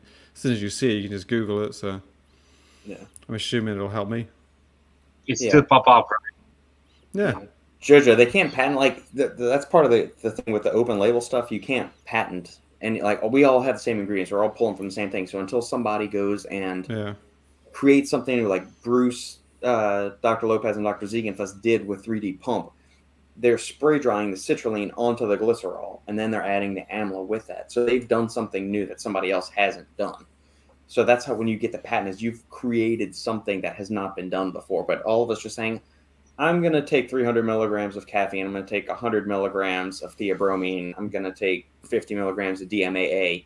You can't patent that. That stuff's just out there in the universe. Like, it's common knowledge. What if you gave it like a kiss before you put it in the tub? Do you think that would help? Yeah. Sneeze into it, get some extra, some particulate matter in there. It's a blend of beta-alanine, citrulline, caffeine, and a kiss. Yeah. And a kiss. If you want to put it in a prop blend, I mean, that can guard some of your intellectual property as far as like your mesh, like the magic secret sauce you have with your stim blends.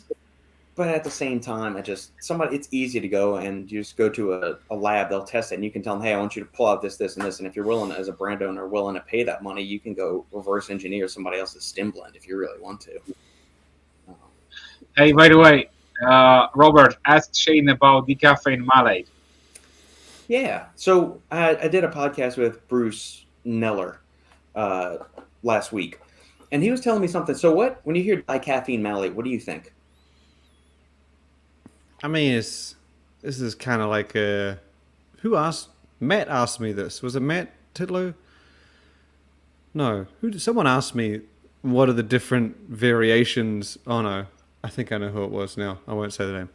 But anyway, they asked me what the different forms of, like, because they were questioning, it's like, why do brands do all these different versions? Why don't you choose caffeine and anhydrous? And I said, to be honest, I don't think I could tell the difference, like, at all.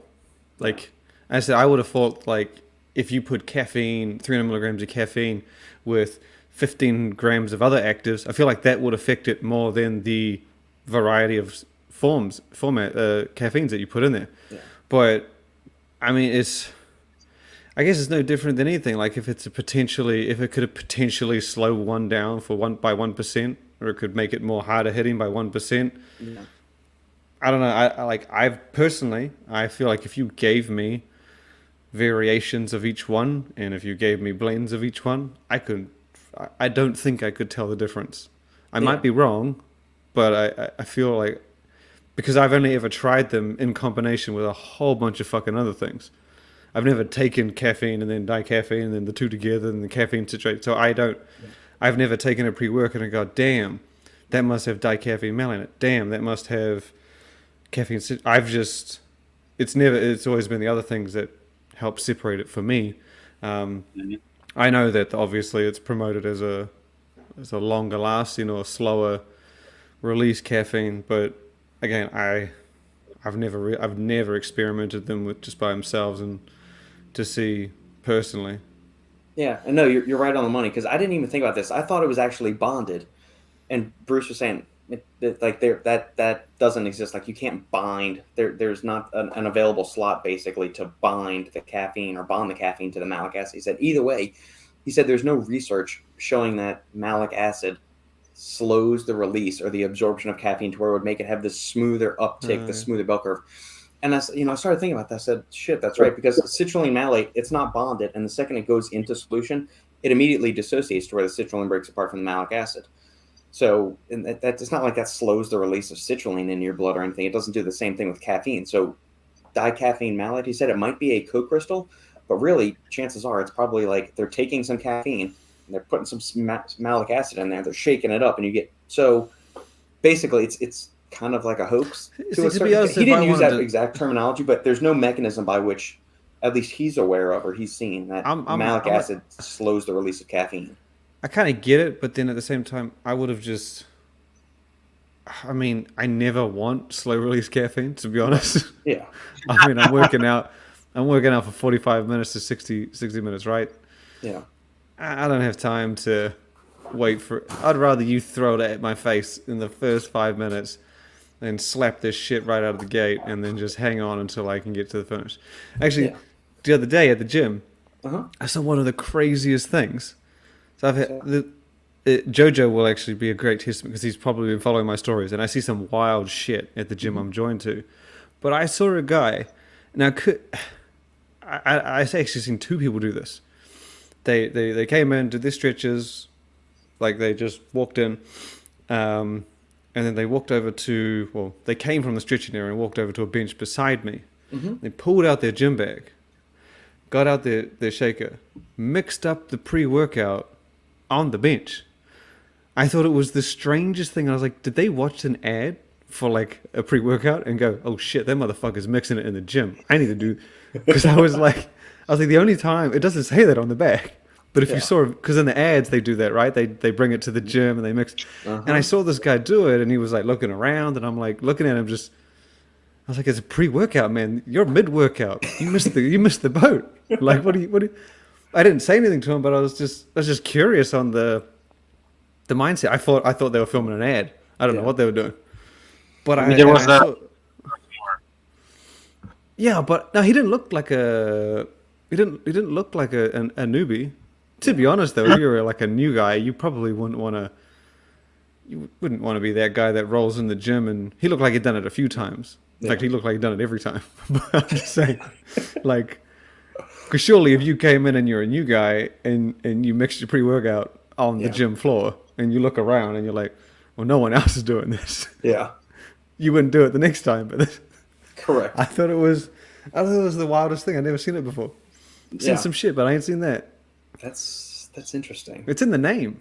Pre-workout. Pre-workout. And it was a pre. I won't name the brand, but it was a pre. Oh, okay. Yeah, so in that discussion with Bruce, I thought, well, son of a bitch. And then my mind jumped. I thought, okay, well, yeah, I mean, say you took 300 milligrams of anhydrous with 8 grams of citrulline malate. Well, shouldn't that malate slow down the release of that caffeine right there? And there's no evidence to suggest that. And I just thought, I've always found that a lot of carbs slows it down, but I feel like carbs just slow down the digestion of everything, not just the caffeine. Yeah. I mean, fats, carbs, fiber, protein would slow down the digestion of and how quickly it hits you and all that. So that makes sense. Malic acid, there's not a mechanism by which it's going to do anything. At least that I'm aware of or Bruce was aware of, which I kind of found cool. But I mean, like, brands will put that on there because you said, we've got 3 caffeines, we've got 4 caffeines, we've got our tri-phase caffeine release blend or something, and I've seen that a bunch of different brands have used those over the years. So it's part of its marketing. If you want to stand out, like though, you want to, like, if you want to stand out, I guess it might maybe make sense. Yeah. It's a point of differentiation. It's a selling point. So I understand why brands do it. For me, I always thought, shit, Bruce, you're right. I didn't even really think. I've never really sat there and gone, oh no, I don't want this pre-workout because it's got dicaffeine malate, and I've always just gone, dude, how much is in it? Yeah. Hit me. Exactly. The only thing that I can see a difference would be like when you're like using a natural source of caffeine. So let's say green coffee bean, those kind of things, where you have polyphenol. That's when I think that you have maybe this slow release of caffeine. But on the other aspects, I think that when you have the caffeine, it's gonna hit you like a bitch straight away, Yeah. See, I feel natural caffeine for me on the few occasions that I've tried it, and I have mentioned this to people who gave me like a blank tub, nothing on the ingredients, and they were like, and I was like, why is it? Because I asked them how much caffeine is in it. It's like, why did that feel like 350, 400 when you said 300? Yeah. And they always tell me it's because there's natural caffeine in it. So on the odd occasion that I've had a pre-workout, natural caffeine, I've felt it 300 will feel like a lot more than 300 versus 300 of like caffeine and hydros or whatever. Interesting. But then, see, it feels a little bit more mellow to me, but longer lasting. Nah. But maybe, I don't know. Weird. I haven't used it in a long time. Don't you think it has a much more smoother effect? Not really. I know that's what everyone says, but that's not for me. I have some natural caffeine pre-workouts here. Yeah. I've had natural caffeine pre-workouts that hit harder than regular caffeine and hydrous. But then I've also had high doses of caffeine that are smooth as shit. But that's why I sort of say I wouldn't be able to sit there and say, oh, it's definitely the caffeine that's slower hitting than this. I would likely say the energy in this is a little slower. I wouldn't blame entirely the source of caffeine because there's a shitload of other things going on in pre-workout. Yeah. That could hinder the release or whatever. What pre-workouts have natural caffeine that you've been trying? I'm curious to try them. The one in my tub right now is Ghost Legend. Is that not natural caffeine? Did they switch over? No, to not natural Ghost caffeine? Legend. Shit, I'm trying to remember which one. Is it Ghost Gamer? Burn? Ghost Gamer? One of the Ghost ones I have here that's natural caffeine. Let me pull up Legend real quick. I don't think it's Legend. Natural caffeine, yeah. It says 250 milligrams natural caffeine from coffee bean. Yeah. That one hits. Cool. Have you tried the 2 new flavors, the ocean water or cherry limeade? No. Okay, that's the Sonic collaborations they did. Interesting. To be honest, mixed them all together. The scoop. I think the I'll last tell you what, natural caffeine I did- used was Cage Muscle, pre-cage. I did long a time ago. fun mix. I did 2 scoops of Legend, 2 scoops of Pump. Well, it's because that's the max. Is it max? Yeah, 2 scoops of Legend is the max amount. 2 scoops of Pump. Not 2 servings, 2 scoops. 2 scoops. Okay, all right. Yeah, you're right. I just pulled Then up the stuff. I went full Lukasz mode and I did 1 each of the gamers. You know, the whole Turtles collaboration? I called it the Turtle Stack. Damn. But you have to understand, that's actually not that much. That's only 325 caffeine, I think, because it's 75 in a scoop. It's not that bad.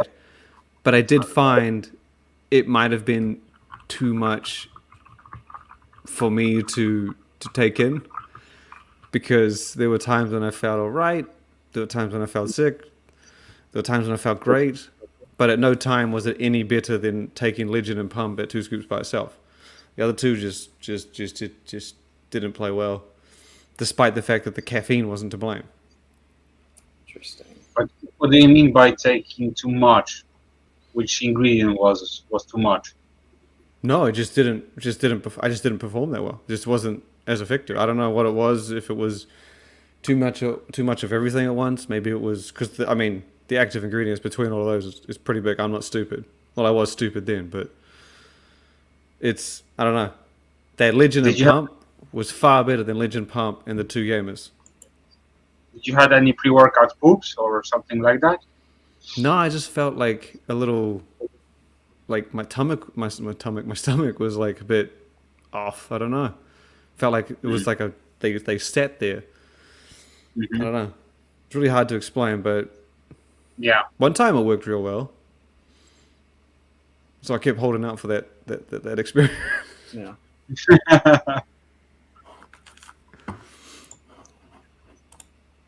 Logan, so what about the caffeine malate? Wouldn't that cross over to caffeine citrate? Because wouldn't that just be caffeine and citric acid? I was looking into this while Shane was just talking. This goes back to what Bruce was mentioning about, is that it says, in the method of action, the preparation is identical to that of caffeine base as the citrate counterion dissociates in water. Doses of caffeine citrate due to the added weight of the citrate moiety are understandably higher than with the caffeine base, which means that's why caffeine, you need to take more citrate to get an equivalent amount of caffeine anhydrous because it's a 1-to-1 ratio. So 100 milligrams of caffeine citrate gives you 50 milligrams of actual caffeine. The drug is prepared by combining anhydrous caffeine with citric acid monohydrate and sodium citrate dihydrate. Caffeine citrate co-crystals can take on at least 2 anhydrous polymorphs. So, there you go. But caffeine citrate probably should also not be used in dietary supplements because it is a prescription drug. So, yeah. Sridhar, must be all that sucrose in one go messing with the stomach gut. Surely not. Could be a massive dose of betaine. There's a lot of betaine in that. It could be causing. Nah, dude, I've had 5 grams of that bitch, and I've had a great time. Oh, okay. That's what I didn't understand. So I was like, maybe there's something crossing over. Clearly, they don't direct you to do that. But Yeah. I just thought, on ingredients-wise, I thought that there was no crossover. It should be fine. Isn't New Level in the Turtles Gamer? It is, yeah. Oh, well, are you getting 3 grams of that? 3 grams of nitrosogene? I don't well, the new level plus nitrosamine, so that'd be 3 grams Yeah. of nitrosamine basically. I wonder if that would lead to GI upset or. I don't know if it was like GI up. Like I wasn't like shitting or throwing up. Yeah. It just didn't feel like I got all the beautifulness at once. Yeah. I might have just been too big of a bolus dose of, I don't know, too many actives with not enough to like It was slow delicious. down. At least. It was Yeah. delicious though. It was delicious. Yeah. That's why I thought that Turtles collab was great because they'd all tasted great together. Yeah. Sridhar, tried voting for Clash of the Cans today. It says email address is not permitted. Am I banned by Stacked? Maybe. I voted this morning and my votes went through. I was able to Sweet. verify them and everything. Maybe I'll try. Make sure it's working. How has the turnout been this year versus last year, Shane? It's always pretty good. I mean, it always comes down to who's in the finals, pretty much. Yeah, mine works. Sridhar, what are you doing, bro? What are you doing? There you go, registered. I mean, it's always pretty good. The thing is like back in the day when we used to just let it ride, have no protection, like no email, no capture. Mm-hmm. It always attracted a lot of votes for like. But now when it's making it a little more secure and it's really just relying on our followers that are naturally, you can see on the stats who's naturally just going to Stack, going to Clash the Cans. Yeah. It's basically relying on them, which is essentially what it was designed for in the first place. Mm-hmm.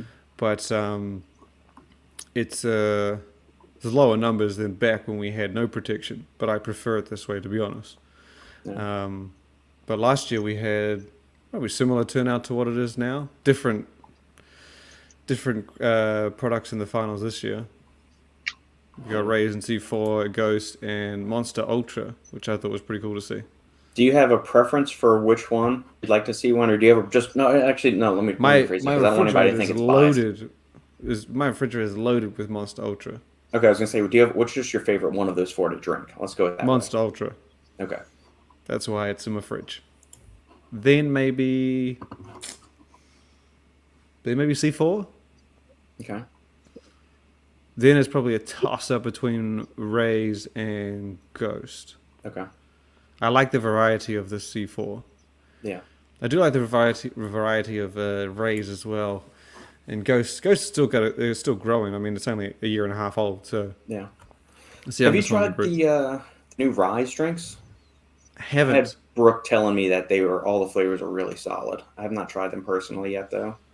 Well, I'll tell you something after this. Okay. Yeah, I need to try that. I haven't. The monsters I've had, they're okay over the past. Bro, I have not tried Rays at all. I haven't tried Rays at all yet. So. Monsters where it's at. I can go anywhere in the world. That's one of the best things. You can go anywhere in the world, and you can at least find the white, and you can find many of the other ones, and they're all amazing. It's like McDonald's. It's fitting why you like exactly. Monster. You got the two arches like too, Monsters, McDonald's. I'm noticing a pattern here. I had McDonald's in Switzerland when we were at the Vita Foods Expo. Yeah. I didn't have McDonald's in Monaco though. That's sad. But I didn't know if I could find it either because it was a different kind of place. But gotcha. I'm building out my repertoire. I saw a Monster flavor we were at Walgreens, a pharmacy, grabbing some Band-Aids and just like normal shit we needed just to have at our house. And I saw a can called Aussie Lemonade of Monster. Why do you say it like that? Why do you say it so weird? Because I'm curious, like what is special about Aussie lemonade versus regular lemonade? I'm just saying, why do Americans pronounce? I guess it does have the S's. So, because Australia is right next to New Zealand, right? So the way we say it, not that it's right because Americans are always right, but naturally the way we say it is just basically replace the S's with Z's. Aussie. There you go. Okay, so Aussie typically, lemonade. like if you were to spell it in slang terms, it would be OZZIE. Yeah. That's like how Aussie. Like Ozzy Osbourne. Like Ozzy Osbourne, yeah. Fight the bat, head off a bat and everything. But I think the way it's spelled formally, AUSSIE, it encourages people to say Aussie. And I'm like, that sounds just fucking horrible. So wait, how do you pronounce the country? Is it Australia or is it Australia? There's only one S. Right. You would say loss and It's Australia, but when you get the two S's, and you've also got a different letter starting earlier, so it's different. I like how quickly you turned that around. That was good. Either way, I have no idea what's so special about Aussie lemonade. I don't know. Have you tried the flavor or not? No, it's the sugar one, isn't it? Let me pull up. I didn't look at the supplement facts on the counter. Look, man, I don't get many carbs each day. I'm not going to go and throw it down on a can of Aussie lemonade. Aussie lemonade, Monster Energy juice. All right, here we go. Aussie lemonade. I think to be honest, I think it's just one of those things like how you have like New Zealand whey.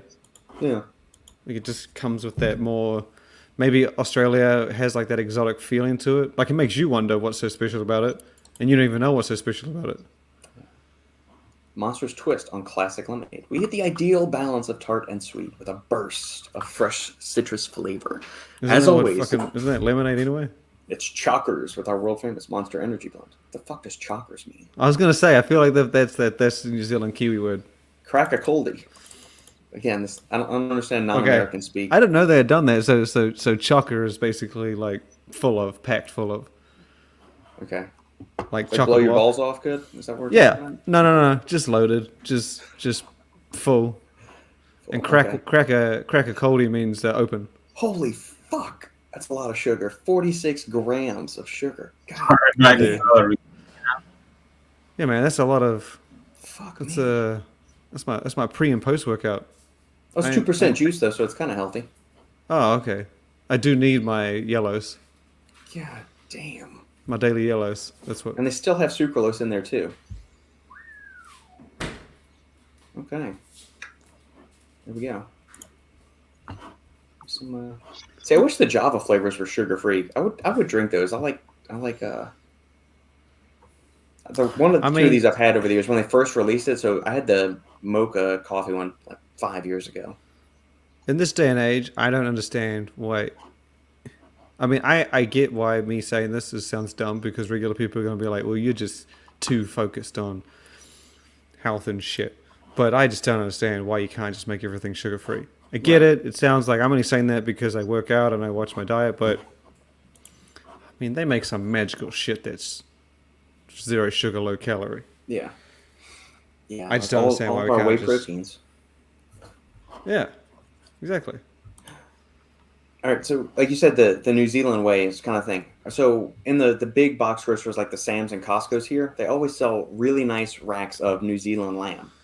Have you had New Zealand lamb? Is it that good? Am I missing out by not eating lamb? I don't like lamb, so. Okay, silly me. Silly me for asking. That'd be me, like me saying, "What's so special about American beef?" I don't know. See, you're American. You'd be like, "Well, that's the only beef we got." So. Yeah, that's well, I know it tastes different than other countries' beef, and depending on. I feel like you attach those names, it just makes it more exotic, right? Yeah, well, yeah. Like someone with we have some Canadian friends that just moved down to the States. I don't feel like Canada has any kind of exoticness to the name. Well, no, but Alberta, like their Alberta beef is supposed to be like super. Yeah, but you know, like sometimes if you say, I got this sweet pre-workout, it's from Kazakhstan, you'd be like, fuck. Just saying that, you're like, that's come from all the way over there. Yeah. I don't know where that is, but that's fucking cool. Bro, finding how you say that, I would easily jump on that shit. Yeah, that's what I'm saying, right? Like, and it has that exotic feel to it. Yeah. Or like if you said, I got beef protein from Georgia beef protein. Fuck, those guys are beasts. I need to get myself that beef protein. Yeah. You don't ask questions. Yeah. You just, or you go to a specialty like meat store and they got Alberta beef. And you're like, fuck, they must make good beef in Alberta. You don't ask what the fuck they do. You just assume, oh man, they must have crazy beef. It's gotta be. All because you're used to just hearing beef. And they put the name at the start and you're like, damn, magical shit. There you go. Logan, so do you change the double S's to Z's for every word or just for Aussie? Like when you ass, do you actually say as? Like if someone told me, I'll kick you as, I'd probably laugh my ass off. See, I always grew up with the word Ozzie. Yeah. That wasn't the way they've spelt it there. I never seen that. Okay, so they when spell it we- so- Ozzie. When I grew up, that's how we would spell it. Okay. So they actually spell it When you would Aussie. have like when you'd be Yeah. cheering on for a team, it wasn't uncommon for people to say Aussie, Aussie, Aussie, oi, oi, oi. Gotcha. Yeah, I've heard the So oi, like oi, oi, but I'd heard the never Aussie. I'd never seen it spelled Aussie. But I guess if you were to spell it formally and not slang terms, Yeah. that would make sense. Because you don't call an Australian like an Australian is just an Australian. That's the formal term. Yeah. I guess Aussie would be like our version of Kiwi. But I've only ever seen it spelt with Z's. So, Gotcha. don't know. Okay. Are there any weird spellings of Kiwi that we should know about since we're learning new spellings for It's Aussie? hard though because that nickname is based on like the bird, Yeah. the flightless bird Kiwi, and I mean, can't really. It's 4 letters. You Can't really don't have much else. tweak it. You don't have many else places to go. There you go. Funny comment there, Logan. Last call for any comments, questions, smart-ass remarks from the Peanut Gallery. Thank you guys for joining us on your Monday. We appreciate it. My pleasure. And thank you to Shane. Well, I was going to give you special thanks, but yeah, You don't need to do that. Streeter's going to do that. It's all good. he definitely will. Last week, Streetheart said, "Oh, don't forget about the Stack 3D podcast," and the channel notification said, "No, we're just not going to do it. We will not Doesn't matter. recommend He the Stack said it. 3D podcast. We will not recommend the notifications. We most certainly suggest that you do not tune into Stack 3D for all news related to the supplement industry. Avoid Stack 3D. You don't have anywhere else to go, motherfucker. That's the only place. Premier news outlet for the industry. Yeah. Premier. So, okay. All right, gents. I think that'll about do it unless somebody gets something in here in the next 15 and a half seconds. Otherwise, I will let you get on with your days, Lucas. It's getting past his bedtime, and it's I dark was gonna 30 say, there in yeah. Poland. What time do you go to sleep, Lucas? That's my bedtime. 10. So Jesus. if I come and if I hang out with you in Poland, you're gonna go to sleep at 10, and you're gonna wake up at like 1 in the morning. I'm gonna make an exception if you're gonna hang out. You crazy? I don't know. I'm just saying. Remember FIBO times? Yeah, you didn't make an exception. We got up and worked out at 5. What are you talking about? Yeah, but we hang out till like what, 11 or 12 p.m. That's a good point. That's true. That's true. Make it happen. Sridhar, there we go. Don't There we forget go. to subscribe to Stacked Notifications and podcast for the latest news in the Go to the site every 2 hours, maybe 3. There's always something new there. Have And fun. speaking of which, also, make sure to go vote in the Stacked.com Clash of the Cans. Where you can Hey, Amen. too much promotion for one podcast. Just That's too stop much. it, Robert. Now we look like shills. Sorry, Shane. That's okay. We're biased. All right, one and all, thank you for joining us. You got any comments, questions, quick scripts for a future episode of the podcast, shoot me an email, thesupplementengineer@gmail.com. Hit Shane and Lucas at their respective points of contact, or leave a comment in the comments section below. And if you like what we're doing here, make sure to leave us a 5-star review in iTunes, Spotify, whatever podcast perusing platform you subscribe to. And make sure to give Shane a high rating as well for the Stack 3D podcast. It doesn't mean too high. Like, it's so good. It's not Yeah. that great. But Just I don't be want honest. to lie. Yeah. Yeah, So stick to your don't morals. lie. Enough. Yeah. I Fabulous. think 4 is good. Hmm? I think 4 stars is good. Acceptable. If It means I'm he's not- gonna keep consistency, give it 5. But if he's gonna slag, just give him 4. Yeah, I'm gonna slack. So just give me 4. That way I won't feel pressured to do anything. There you go. And then just turn off notifications too. No. You keep the notifications on. All right, gentlemen. We'll catch you all next time on the final scoop. Thank you.